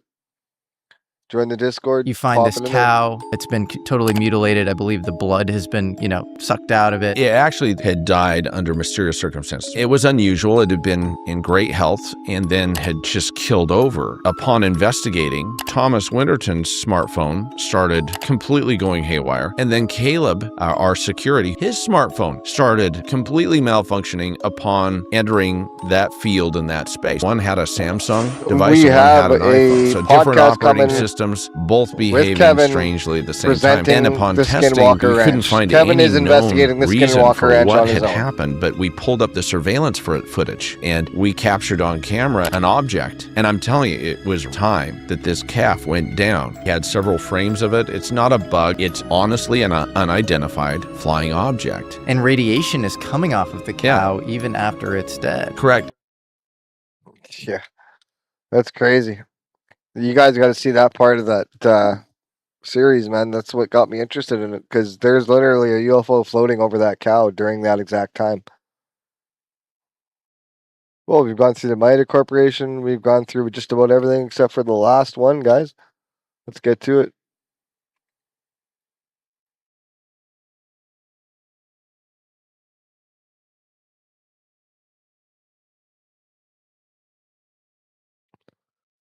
The last one's a bit of a left turn, but still something that needs to be discussed and something I feel that's important, and from somebody I feel that's informed. We knew that a system like NetSuite will help us.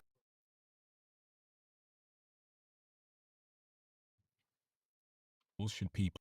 What if I guaranteed you 1 million views or you didn't pay anything? Well, then I'd basically tell you to get a life and get a job. I don't know how you got your money, but it's fake. Like 51% of the people in the world and the money, you're fake too. So we'll move on. Let's focus on over the next 10 years. The best work has always come from great teams. Mind the commercials. We are going to get our premium popping on here. The scary open secret in the AI industry right now is that it's possible that we'll end up essentially trading a new species that ends up ruling the world with a 70% chance that this goes horribly wrong. Big shout out to the diary of a CEO, the diary of a CEO. Yeah, it's this guy's another G. Always with good interviews. I basically told my wife, like, let's not have about more serious subjects, though, things that are definitely coming, and everybody knows. And I know this because I went to OpenAI in 2022. What I did there was forecasting as to what the next couple of years might look like. And unfortunately, most of the world is kind of asleep at the wheel. This guy gave up $1 million. With AI, so I resigned. I read it somewhere that you lost $2 million for $2 million. signing an anti-disparagement clause, meaning you couldn't criticize the company. Yes, for reasons I'm happy to get into. But the main thing I've learned is when I go talk to people at Anthropic and OpenAI about forecasting, they're like, it's not going to take that long. You need to shorten them again. Get them back to 2027 or 2028 because these powerful CEOs, Ario or Sam or Elon, are racing each other to be in control of the most powerful AIs and are literally afraid that if the other guy gets there first, he might become dictator. I mean, Anthropic is on track to be the entire economy by 2030. But none of these people should be trusted with that much power. So this is the most important thing happening in our lifetimes, probably in all of history, in fact. And it's very important that it go well. So I think that there's a lot we can do to like steer things in a better direction. There's loads of benefits that we could get from AI if we do it right. And if we do solve the problems, then things could be absolutely amazing for everyone. Well, this report here in 2021, it was remarkably accurate. And then you just published this one. Yeah. So this is our new scenarios. So let's go through these slowly and one at a time. This is our new I'd be scenarios. happy if all my predictions turn out to be wrong. This is super. We're going to skip to some give me this report to show real important parts. Subscribe. And some of you have told us, according to this, why he left OpenAI. And why are you no longer at OpenAI? Largely for the reason that I mentioned. So I became gradually disillusioned with how the company was going to behave. For example, when I first joined in 2022, at least the people I talked to, my colleagues at the company, there was this general sense of like, of course, we wouldn't actually just build super intelligence as soon as possible. Once we started getting really close, like once we started getting to AIs that could maybe automate the AI research process, we would pause and figure out how to make it safe. That's because we're the good guys, and that's obviously the safe thing you should do rather than just going full speed ahead. Houston, we have a problem. We're worried about other people who might not pause, you know, our competitors, Google, for example. And so that's why we need to be in the lead so that we have that room to do the safe stuff, right? That was sort of like a thing that seemed like maybe like the median position or something. No one needs that much power in general. It comes to disaster. Like Sam, with including the leadership. Great power comes great responsibility, and with great power comes great corruption. You know, partly because this has become more so it needs to be truly put in the right hands. They're under more scrutiny.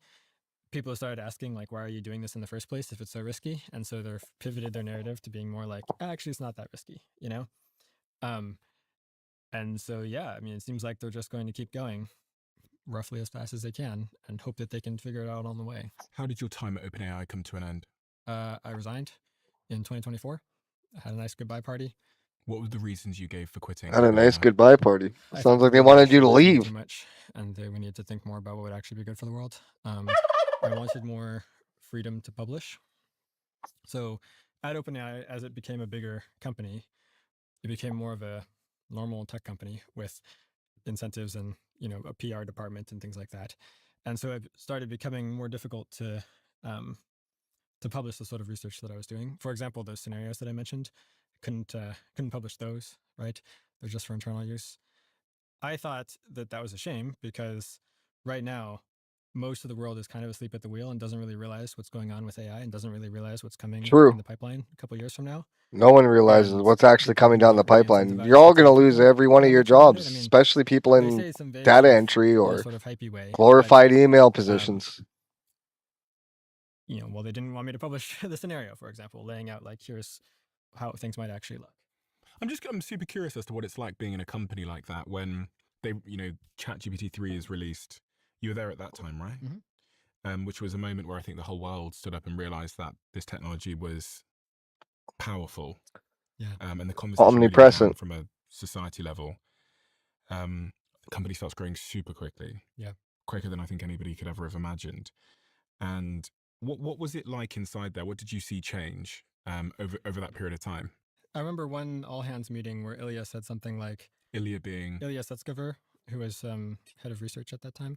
He said something like, okay, now the world is starting to pay attention. Each of you is going to be the most popular person at every party for the next year. Don't let it get to your head. Focus on the mission. Got to build AGI. The company grew a lot. It already wasn't really feeling like a nonprofit when I joined, but it definitely didn't feel like a nonprofit by the time I left. Lots of new people came in. Ironically, the amount of conversation about superintelligence and the implications of superintelligence arguably sort of went down over time due to this growth, right? So because the company would like double and then double again and then double again, all these new people were coming in from other parts of the tech industry who hadn't really been thinking about these things and were attracted by the high salaries. You lost $2 million for not signing an anti-disparagement clause, which would mean you couldn't criticize the company. Yes. Well, so I got to keep the money. Oh, you got to keep the money. Yeah, so what happened was after I had left, said my goodbyes, etc., I got the exit paperwork, and it included this clause that said you basically have to agree not to criticize the company again. And also a clause saying you can't tell anyone. What the fuck do you mean? And so you did get the money, or you didn't get the money? Rich, coming from a nonprofit that's supposed to be, for the benefit of all humanity. So I didn't sign it. And if you don't sign, you don't get to keep your equity. So your compensation, what they pay you is a bunch of money and then also a bunch of stock, basically. But then they had this stuff in the contract that they get to yank back your stock if you don't sign this thing. And my wife and I, were upset about this. We talked about it for like a month or two, consulted some lawyers, and then ultimately decided to just refuse to sign. Which would mean you would have lost $2 million. That's right. What which was like 80% of our net worth at the time. Fortunately, wow. Okay, now I'm understanding what this guy's saying. So it blew up. He may have lost it, but instead he chose to be a man and ride it out, and he ended up with the money. It became like this huge scandal. Employees at the company started like asking questions in Slack and like asking leadership, like, wait, what? Like, why are you going to take away our equity? What is this? Because a lot of people hadn't really noticed this before. It had been whispered about, but it hadn't been sort of like a thing that most employees knew about. And so they backtracked and they said, never mind. We'll change the paperwork. You can keep the equity. It's fine. And Sam Altman came out and said he was embarrassed that he didn't realize this was going. Yeah, he had no idea, apparently. You don't believe him? No, I think he probably knew. And if he didn't know, then people close to him probably did, such as his head lawyer. Why did you decide not to take the $2 million? I mean, most people would have, I think. It's true. Most people would have, and most people did. And, money is nice, but like, it's not the only thing, Sometimes it's good to take a stand on principle. I keep mentioning superintelligence. Perhaps I should say more about like the sequence of events that the companies are planning to do. So right now, they're focusing on automating coding. They're taking their AIs, they're making them bigger, they're training them for longer, and they're especially focusing the training on getting them to be good at autonomously writing and editing code, because that will help the companies go faster, right? If they can automate the code, then they can do their own work better and faster and accelerate progress. The next step, which they've already begun, is to look at the rest of the research process as well, coming up with ideas, analyzing experiments, communicating those results. All the other parts of the research process, they're trying to figure out how to train AIs to be good at those as well, so that they can have AIs do the entire thing autonomously. When you say do the entire thing, what do you mean do the entire thing? So like Anthropic and OpenAI in particular are trying to automate themselves. Like they're trying to make it the case that they don't really need human employees anymore. They just have a giant army of AIs that's churning away, doing all this autonomous research to make better AIs, to train the new AIs, put them in charge so they can make even better AIs and so forth. And of course, not all just happening internally, but also like interfacing with the world, right? Like going out and talking to people, collecting the data, setting up the training environments, doing the business deals and so forth. Like they're trying to automate all of that.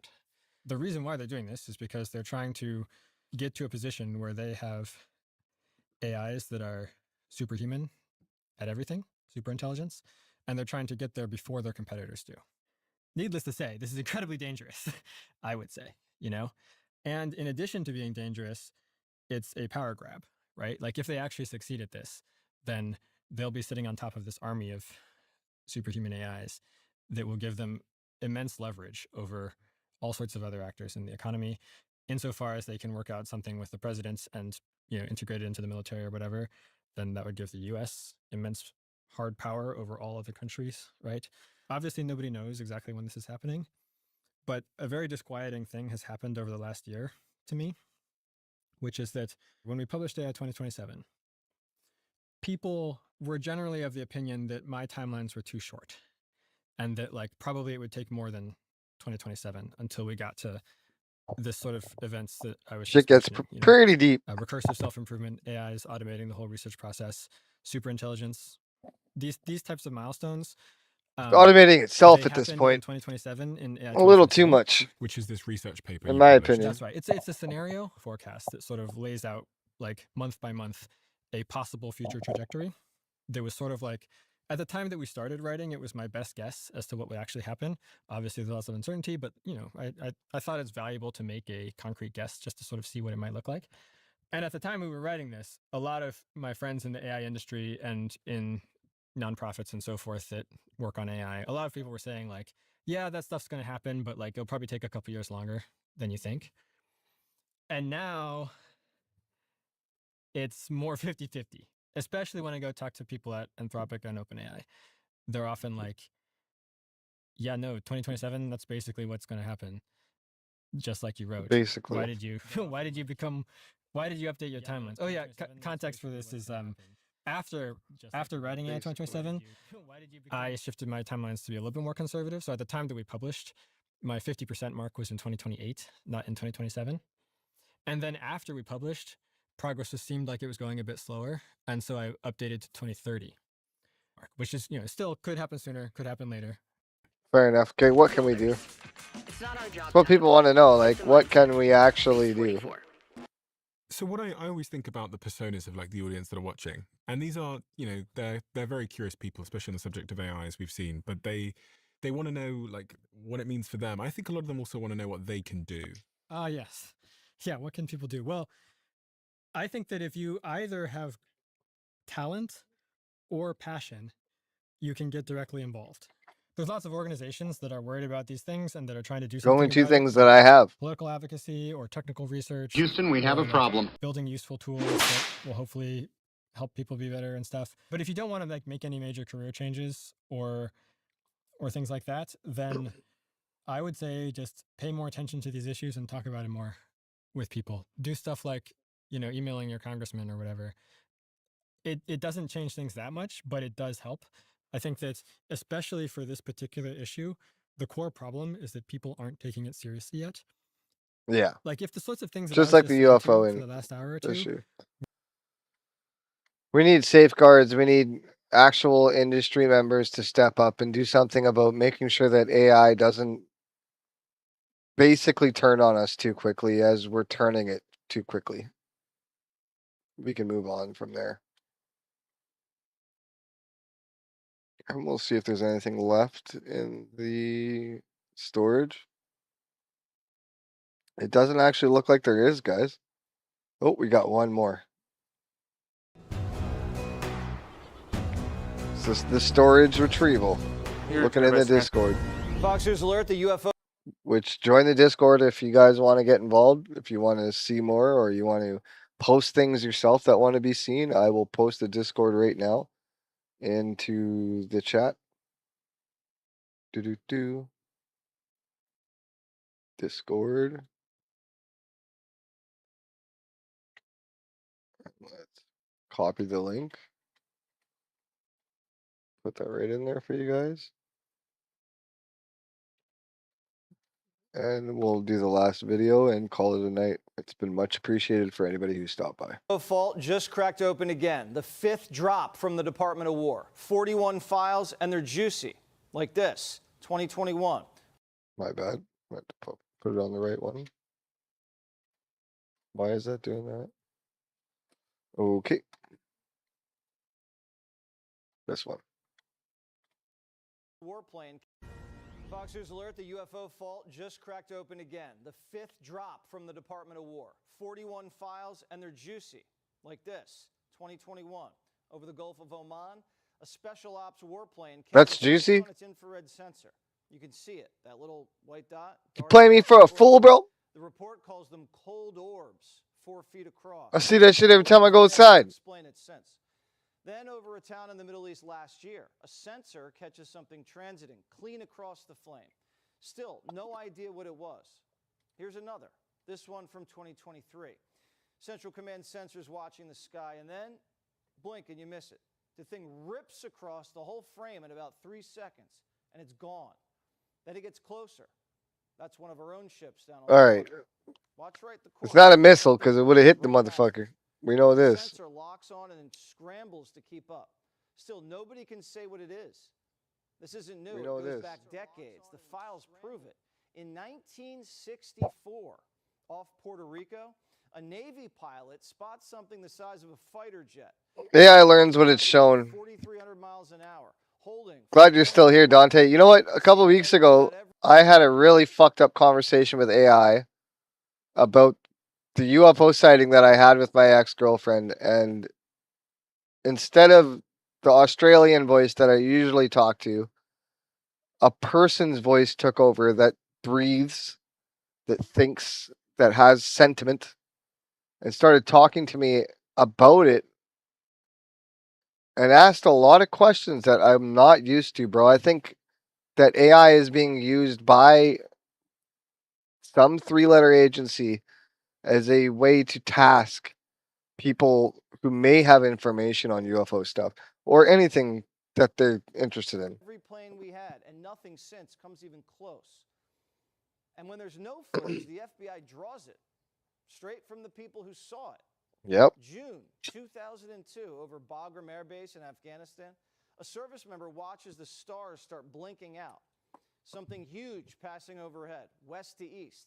A perfect 100%. The government listens. Yeah, exactly. Steady speed, not a single light. And now we got shit like this. We got Fox News all on it. We got News Nation. We got tons of people. Like, another sighting. Where it happened, the government still won't say. 2023, now it's over an American backyard.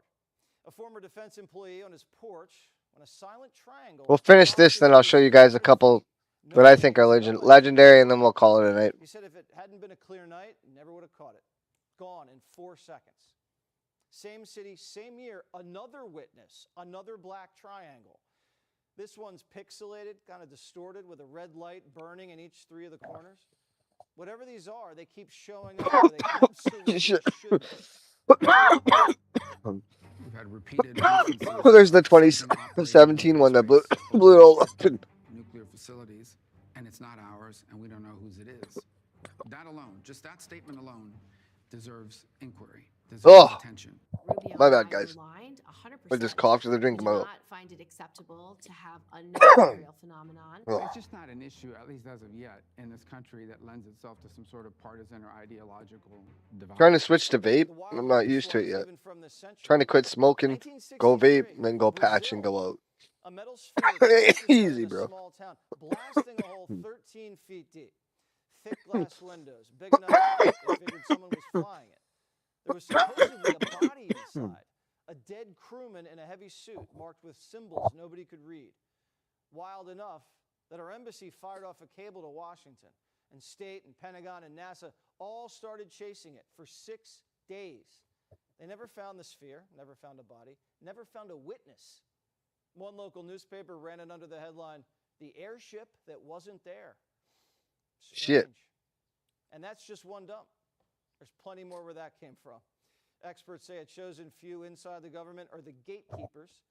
Yeah, well, this last dump really sucked, Jesse Waters. Be sure to like and subscribe for all the Fox. You know what? I'm going to tell you not to go there and like and subscribe. Those motherfuckers be on some shit. Let's go watch this.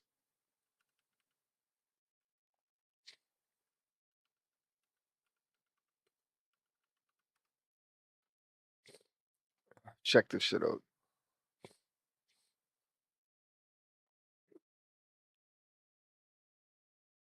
Do not pay somebody to build you a Shopify store. No, don't, bro. I'm definitely not going to pay you. And it probably will not be long before you come across footage of a UFO in the skies over Jerusalem. Now it is sparking intense debate on the internet. It's difficult for them to dismiss this because there are so many different... Why can't I find the original? Just show me the original. Yeah, here's the original, guys. Check it out.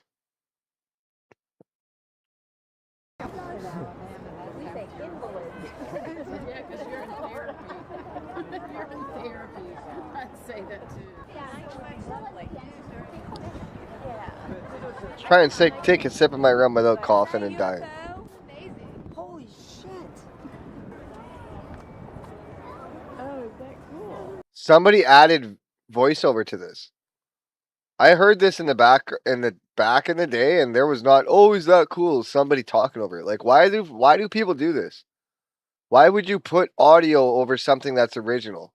That was not there back in the day, and fuck you to whoever changed the audio.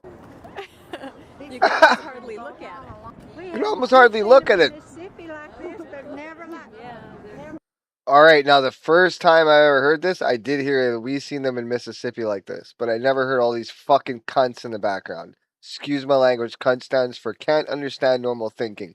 Get used to all the deaf channels where we don't hold back too much. Even though on this channel I'm not going to be swearing at all. If I can help it.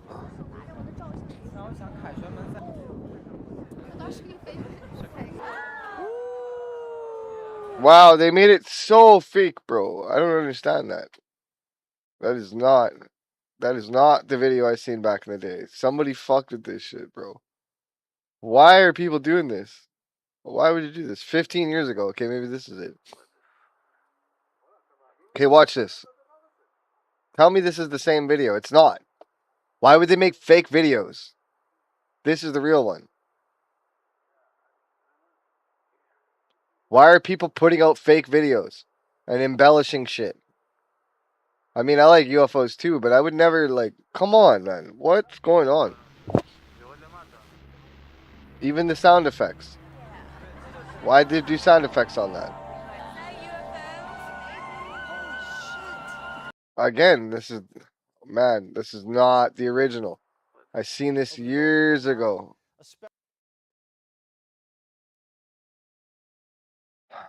Why? Why are you lying? Why are you fucking with us?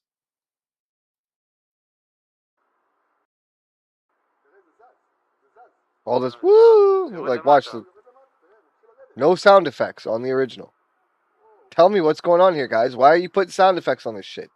Now watch as this thing flashes and leaves the earth. This is the real one. Watch this though, Dante. This is the real one. Why are people making a bunch of fake ones? I paused it back in the day and it's literally daylight when this thing flashes. The sky is blue. Whoa! Whoa! No, none of that extra shit, that sound in the background, remember? People stop fucking with their UFO videos. Whoa! We don't need that extra embellished bullshit. Just show us the truth. Hopefully it shows you from the other angle now without them weird ass women talking. Watch. I'll prove this shit wrong right now. Another good example. Think a lot about pilots, military personnel have come out reporting sightings and encounters. Exactly, bro. Look in this pattern it makes in the sky, bro. As it's leaving, trip me right out. And that's an old video from back in the day.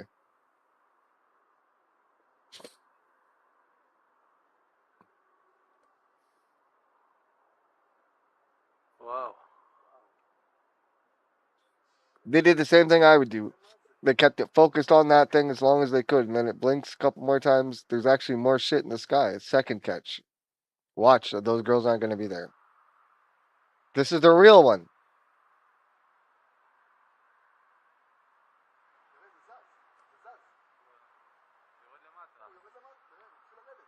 This actually happened. I guarantee this actually happened.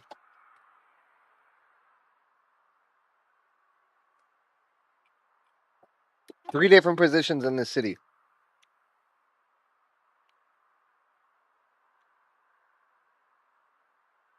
They visited Netanyahu. They're like, you lucky motherfucker, we're going to let you off with some shit, but you're getting nailed to the cross. Worse than Jesus in the end, and you ain't no Jesus, motherfucker. Same thing, see? Now let's watch the third one. Oh, excuse me. Same anomaly in the sky from a different video. Back then in the day, like, we all had Fidos and shit, had kind of shitty phones, right? Look at that. It's like tracing out as it's leaving the atmosphere.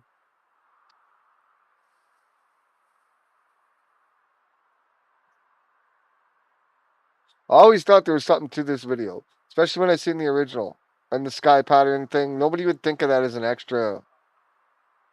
That's just weird, bro. And it gets smaller and smaller, like it's leaving. This is the third catch. This is the girls on the balcony. And I guarantee they're not partying like they are in that stupid ass video. They're speaking Israel language. Lolo, come on out. Like, see what I mean? Show. Even that fucking... Bro, that guy had to roll the tongue like he was born in that world, bro. Let's see if they see the anomaly on the third thing. They do. All three of them show the anomaly, guys.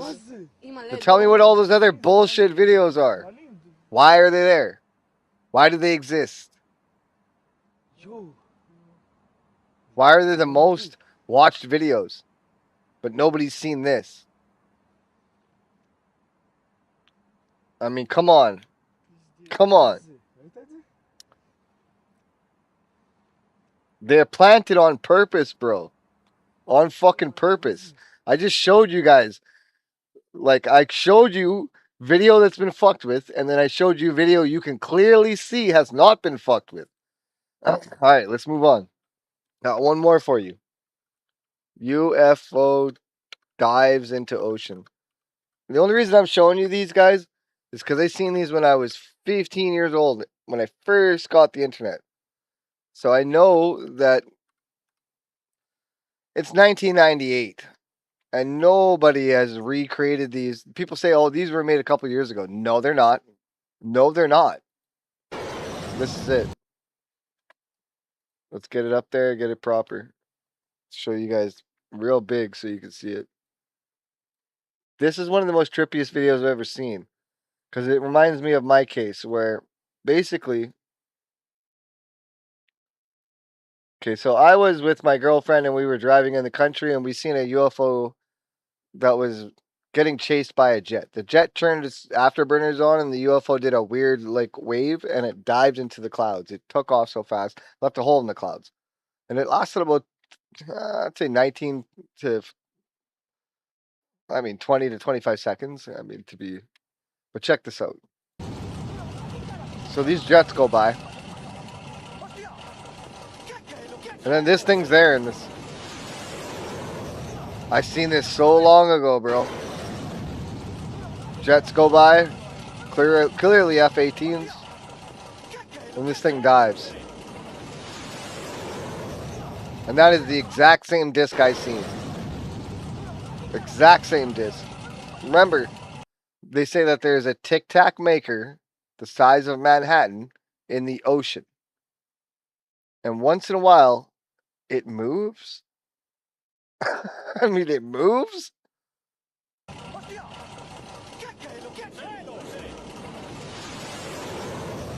I think the Tic Tac is the newest version of the UFO. I think the Tic Tac is the new iPhone for the aliens. Like, maybe I'm right, maybe I'm wrong, but goddamn, you know?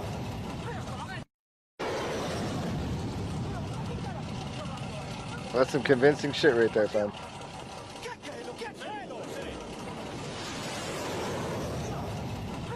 I mean, goddamn. I could play that all day. Let's see if we can find another version of it. Yeah, we can. This video from a fishing trawler surfaced online of what appears to be two fighter jets and an unidentified flying object that disappears into the water.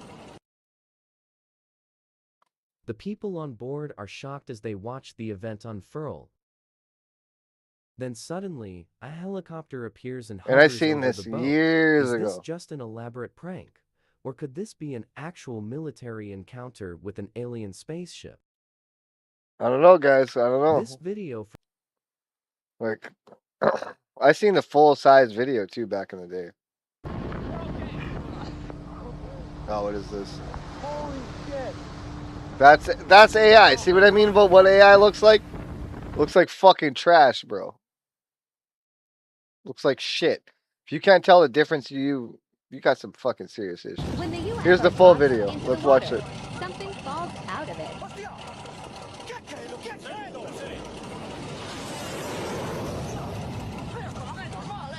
That's real video, bro.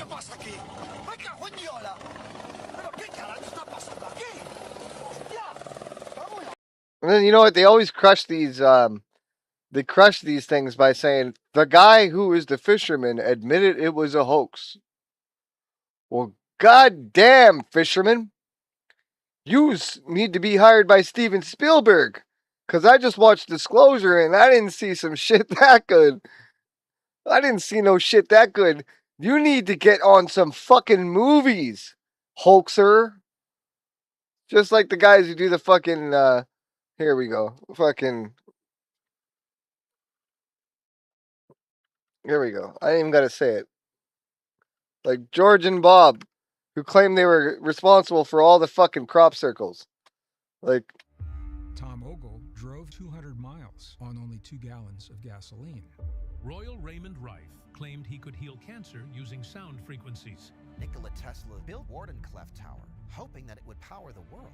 we can get on some shit. Like, I'm telling you, I can go off all day on this shit. He also discovered a way of propelling a craft into space that wouldn't. There's a field in southern England where.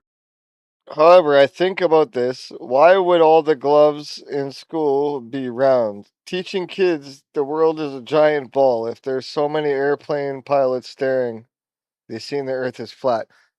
Now, flat earth theory fucks with people for one reason. It's because we live in a matrix. It's because linearity is part of our world. Basically, like, if we're not in base reality, then all of the information is written down flat. And the key to everything is the 5th dimension. Because the 5th dimension allows for the 4th dimension to converse into the 3rd dimension. I know this might sound crazy, but then the 5th dimension would explain the 4th dimension.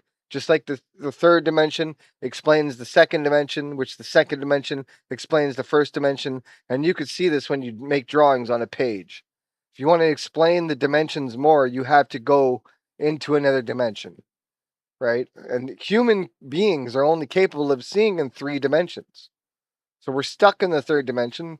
We play with the 4th dimension, but the 5th dimension is what's truly outside of us. If you get what I'm saying. Where compasses spin, where phone screens. Houston, we have a problem. For no reason.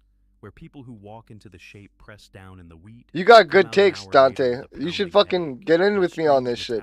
I need to interview you. We should talk. Skin prickle, as if standing too close to something electric. Some report nausea that lifts the moment they step back onto ordinary ground. For decades, these accounts were filed under imagination. Bro, I've gone down some crazy rabbit holes. Actually, in the next couple of weeks, I'm about to present. I have paperwork and I have documentation from back in the day, and I'll prove it right now with high def raps. Check this out. So, you know, I got this old rap channel, right? And I do rap stuff. But watch this.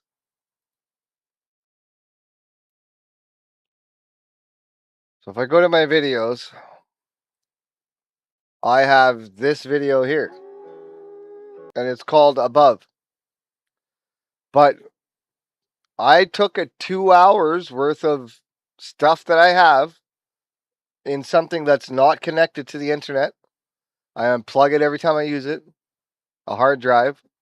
And I have Nazi documents that date back to the 40s. I have other documents that date back to 1903.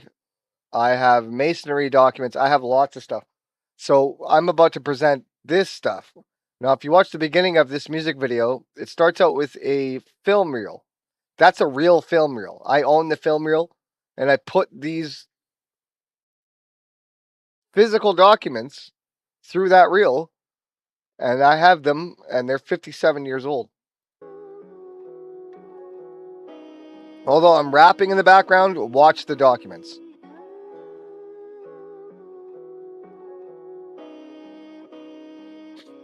Now just watch. It's a little... Let me fix that.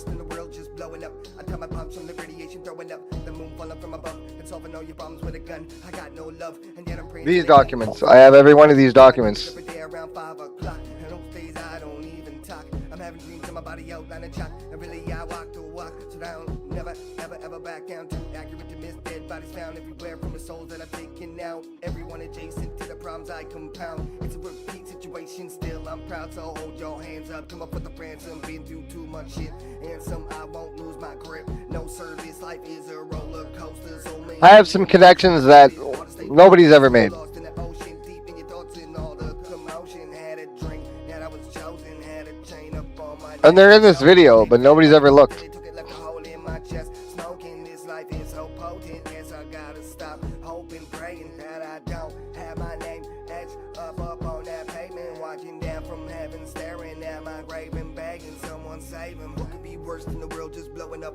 Atomic bombs from the radiation throwing up. The moon falling from above and solving all your problems with a gun. I got no love. It's got me praying to the angels. You know what? That's the smartest thing. That's the smartest thing that anybody's ever said, because now that I'm actually getting into this subject, I could be getting into some deep shit, guys. I could actually be getting myself into some deeper muds that I need to be careful with, because when you start fucking with this kind of stuff and start deepening into deeper knowledges and finding out about your shadow and the shadow world, this stuff really does attack you. You really do have hitchhiker effects. And most days I don't even talk. I haven't dreams of my body outline a chalk. But really I walk the walk. So now, I don't never ever back down. Too accurate to miss. Dead bodies found everywhere. Hey, Sean, you own everything I own. You remember that. From the souls that I taken out. Everyone adjacent from the problems I compound. It's a repeat situation Still I'm proud. Okay, so let's pause it there for a second. Just for a little second. Now, what do you guys see? I see a Nazi patent. I see a UFO with a gunner on it. It's a repeat situation, still I'm proud. That was developed during World War II. They couldn't successfully get them to fly with ammunition, even though they fitted them with guns, because gravitational anomalies would cause the ammo to go off. They could never successfully get them to carry weapons. Remember this. When you wonder why a UFO doesn't carry a nuclear device instantly into your country and deliver it, it's because a nuclear device cannot be carried by a UFO. I know things that others don't. Coming through in the first name road, last name Pesci. Next level I am never forgetting. Boy, I'm vetting. Dead bodies I've seen plenty. I remember not having a penny. Now I ain't even.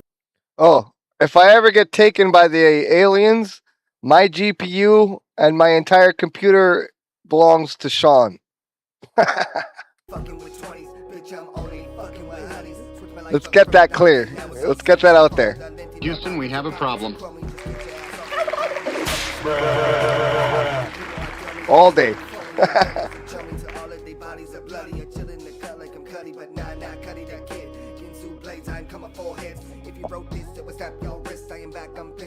Hey, I got a better plan.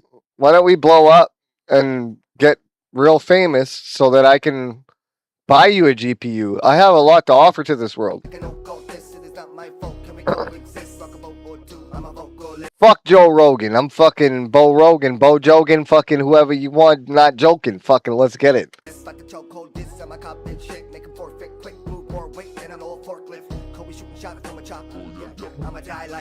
Fucking love you guys, man.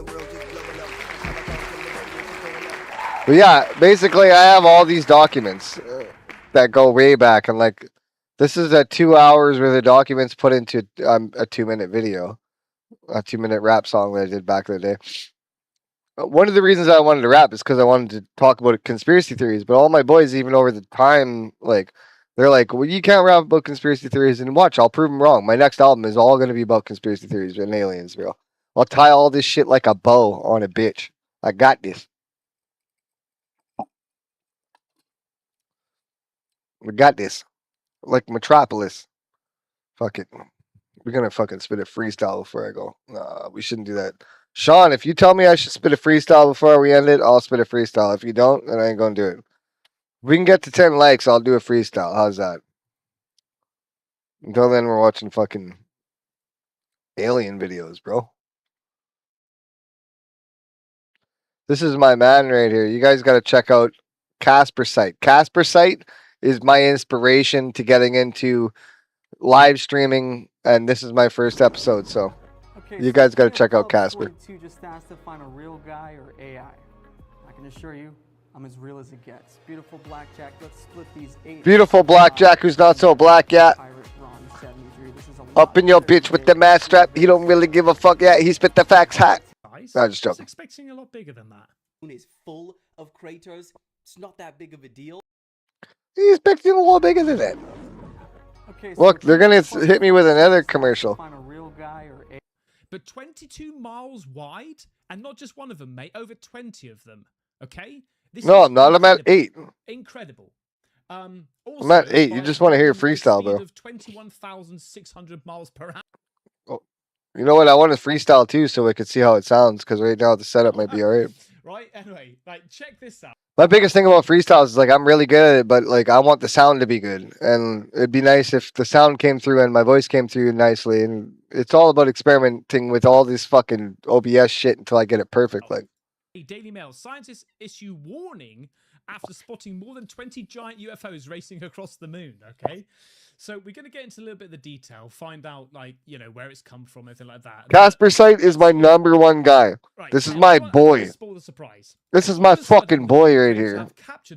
If I could interview one person, it'd be Casper Site. I want to interview other podcasters, pick their brain, and see what they think about all this shit. Observing more than 20 unidentified objects moving near and across the moon several months in 2000. Come on, Sean, get me that 10 likes. Let's go. 2025, but wait. It's the first live. We're doing better on this live than we are on the PUBG live that I did today. Miles across. Then I still have one more live to do technically. I got to live GT7 before I go to bed. Okay. It was not peer reviewed. Okay. The team said they identified 2 categories of UFOs, atmospheric objects, and UGOs, UGOs, and continental objects. Gay folks coming to our country, kick them out, get them out of here. The objects also appeared to. And then again, get them over here. More pussy for me. All the gay guys can fuck each other, and I'll fuck all the pussy. Sorry, I didn't mean to say that. I'm a bit of a comedian.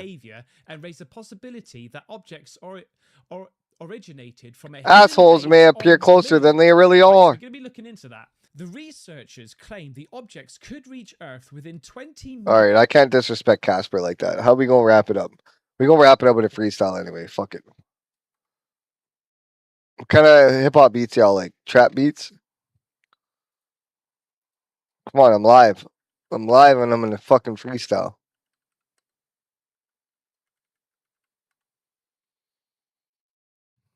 Send me words through the chat. I'll freestyle.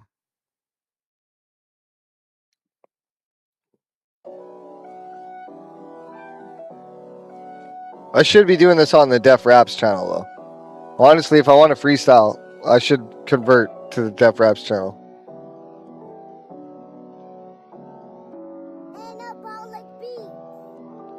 Do what I do best. Who knew to keep coming through with the crew? True, I don't give a fuck, so I throwing up in neutral. Never been up in the globe now, but I don't give a fuck about nothing. I sold my soul out. Fuck Sammy Sosa.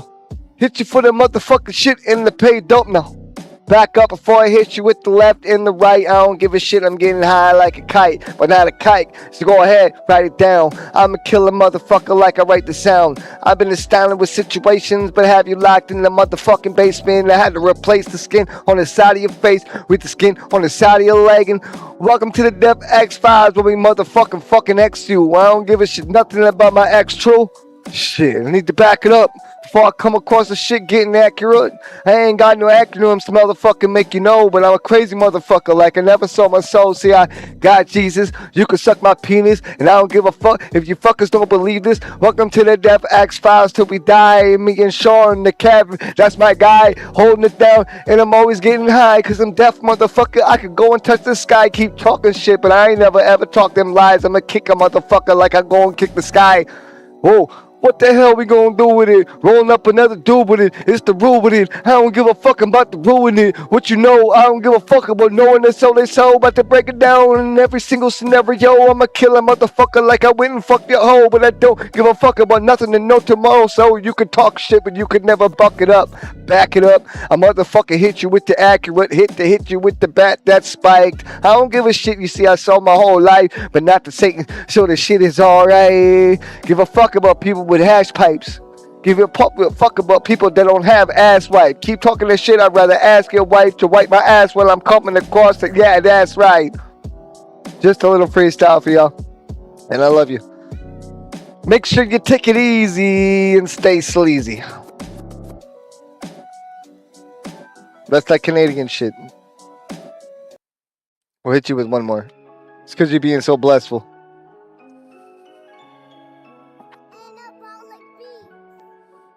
No, anabolic being a queef right now. I don't want that. Ableton. Ableton. That was a good beat. Got me going, bro.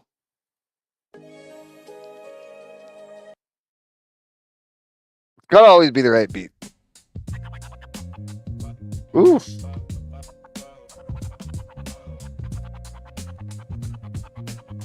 Hit me with that stank. Give your girl a tank. What the fuck you think? Fuck around with my homeboy on the same type of shit that you ain't banked. I've been on the same motherfucking shit that you ain't even ever been up on, so don't you think I grab them pinks when I'm racing? Adjacent, leave you in the basement. I meant the patient, like I said, had to replace the skin on the side of your face with the skin on the side of your leg. And y'all been a motherfucking faggot, but I'm blowing up like a fragment to pull the pin. All about the sin, all about the adrenaline, but I don't really give a fuck about nothing since we were chilling. Since children, we've been spitting out that hip hop. What the fuck they gonna say nothing to make your girlfriend's pussy drip drop, not the fucking top now. Spitting shit that you could never top now. I don't give a fuck, y'all. I'm riding through this hood with the top down. Chillin' with my homies, got the quad now. And I don't give a fuck about your girl giving top now. I'll call that the slot now, the bicycle. From the hood to come around, it's all good now. What the fuck they gonna do about the root? I got that wood now. When I'm walking up to end these situations, yeah, just a mental patient. I mentally find it.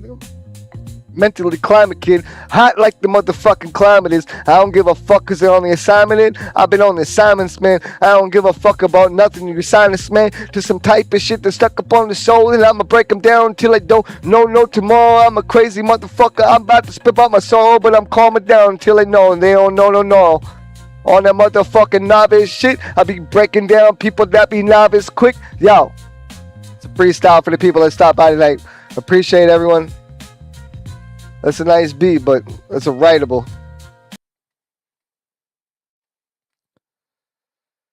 Good shit, brother. Good shit. Appreciate you guys big time, big time. Almost want to spit another one. Let's see if we can find a beat. Gotta find something to get inspired, though. It's not very loud in my headphones. I wonder why that is.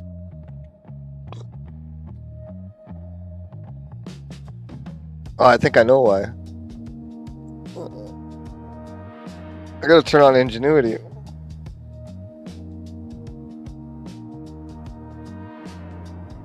Ah, it didn't make a difference. Wait.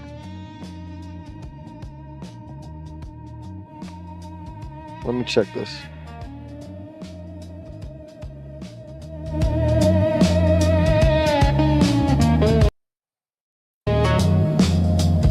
Well, that beat might be quiet, that one itself.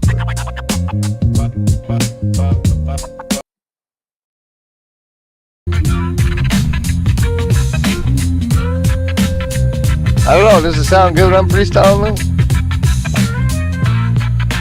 Mathematic with predictions, make your bitch suck my dick in. I've been in the deep end since coming out on the weekend. Give a fuck cause I make your hoe come out and start freaking. A crazy motherfucker hit you on the deacon. And who knew I couldn't through with my kung fu. Young rule coming off the top with the drip dropping. I don't give a fuck about no topic. I straight drop and make you motherfuckers know I'm stuck with harmony and nobody harmony, but I'm about the harmony. Yeah, I grab the beat and I break it down. Make a motherfucker know I'm all about the Lakers sound. I don't give a fuck about nothing. The earthquake can sound crazy, motherfucker with lo-fi and grizzly. What the hell they gon' say? They can't hit me. Crazy motherfucker, crush you like a granite Pepsi. I'm the MC that you couldn't ever touch. Smoking on the Dutch, crazy motherfucker. Yeah, I'm smoking in the back of the bus. So fuck truckers to floor. I give a fuck about most people like tomorrow. I kill a motherfucker like I never been about so hard, but I'ma always spit this motherfucker like I said. Yo, I need a hit on my rum till I'm done. Don't give a fuck about nothing except for the sun. When it comes to one, I be rolling it, smoking it. And what the fuck can you say about the kid that's spitting it? Potent kid. Yeah, I'm never joking. It's gotta be the type of shit that you rolling up with. I got the smoke that you never heard before. And I'm smoking them like a carnivore. Herbivores ain't got nothing on me. I drop them and I can see that I'm a deep motherfucker and I'm stuck at the sea. I never drop it up. I got the Jodeci. Hope you notice me. I don't give a fuck about nothing. I leave them floating, see, like Pennywise. I got that shit in the dirt, guy. The dirt's in my eyes. You see, I live this whole life. I don't give a fuck about nothing except for my wife. Yo, wait, she dead.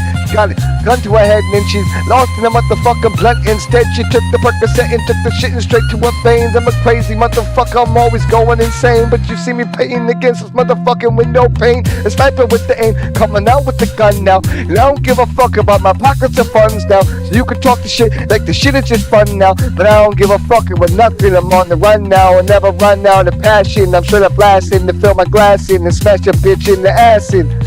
Yeah, I got the shit with the cash and with the flow now. Who wants the shit to straight up go down until the shit straight going off? And I don't give a fuck about nothing. I've been a soldier, so keep talking shit and I'ma fold you like some Folgers. Put you up in my coffee, they cannot make me softly fall away and make me nothing but gray now. And aliens are coming from my face now. You motherfuckers are getting left face down. The crazy motherfucker there, dope so laced now that you can never smoke it. The shit is so potent that keep a motherfucker talking like his ass was straight joking. But I'ma go off and smash you out like I'm Jesse Owens, the wrestler. With this shit like I'm gone. I don't give a fuck about nothing except for my ball. Or a bitch in a thong. If she wants to give me that ass, I'm a crazy motherfucker, always offer some cash. So offer me that. Much love. Peace out. Yo.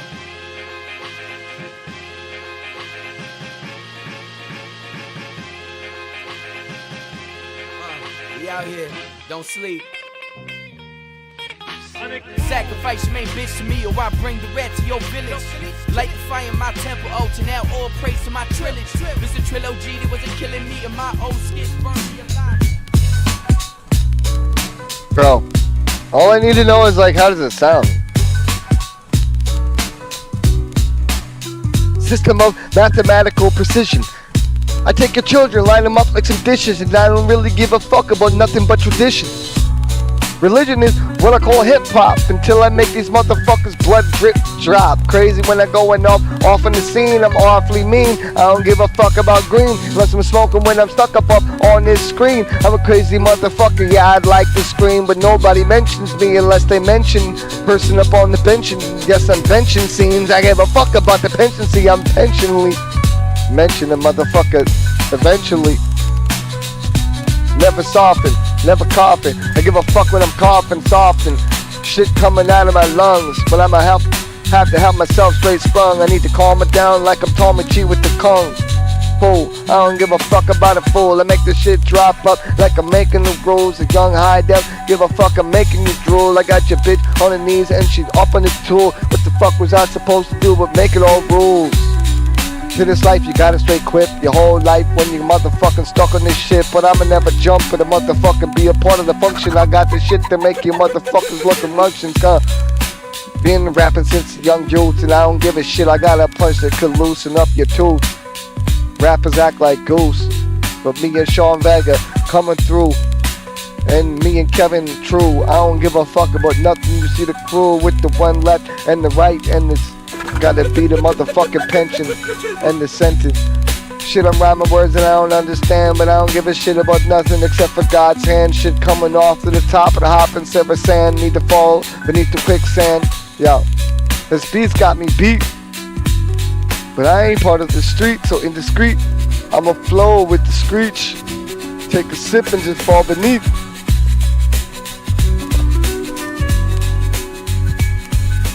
This beat's got me fucked up though. I almost went away and then I was like, you know what, I like freestyling, fuck it. I'm gonna finish this shit with freestyles. Maybe that's the way to do it.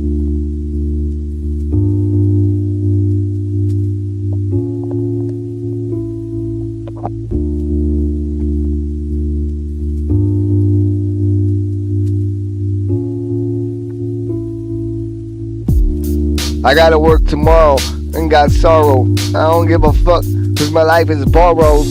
Tell young Sean he needs a stronger heart. Tell Kevin needs to be moderated from start. I don't give a fuck, I rip you apart from different angles. Call me rude Bojangles with different shit that you ain't never heard of murder on MTM. Yeah, we went and made a murder song. We went and wrote a murder song. The shit you can't put down. Roll up in the old school wolves, whites, a straight book now with different sounds. I don't give a fuck like I'm Basset Hound. Basset Hounds, I got a couple with me. Couple people always acting shifty. Swear to God I'm raised with 50 cent, but I'm 25. Lives in this shit deep survived. And I don't give a shit, I'm in beehives. You couldn't catch up on the buzz with. I don't give a fuck, so go and call on your cousin. Crazy motherfucker after drinking a dozen. I don't give a fuck, most rappers be bluffing. The MC that turn you to nothing like turkey stuffing. Can of Pepsi, step on them, nothing, just an MC. Oh, I don't give a fuck about nothing. So, you ain't got, I don't give a fuck about tomorrow now. Hit this motherfucker like your life was borrowed, pal. Sing it out, high def, saying peace. That's the final one. Big shouts out to Dante, thanks for holding me down. Big shouts out to everybody, yo. I gotta work tomorrow.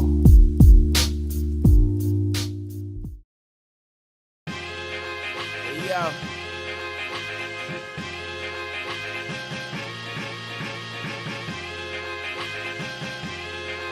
We out here, don't sleep. Sacrifice your main bitch to me or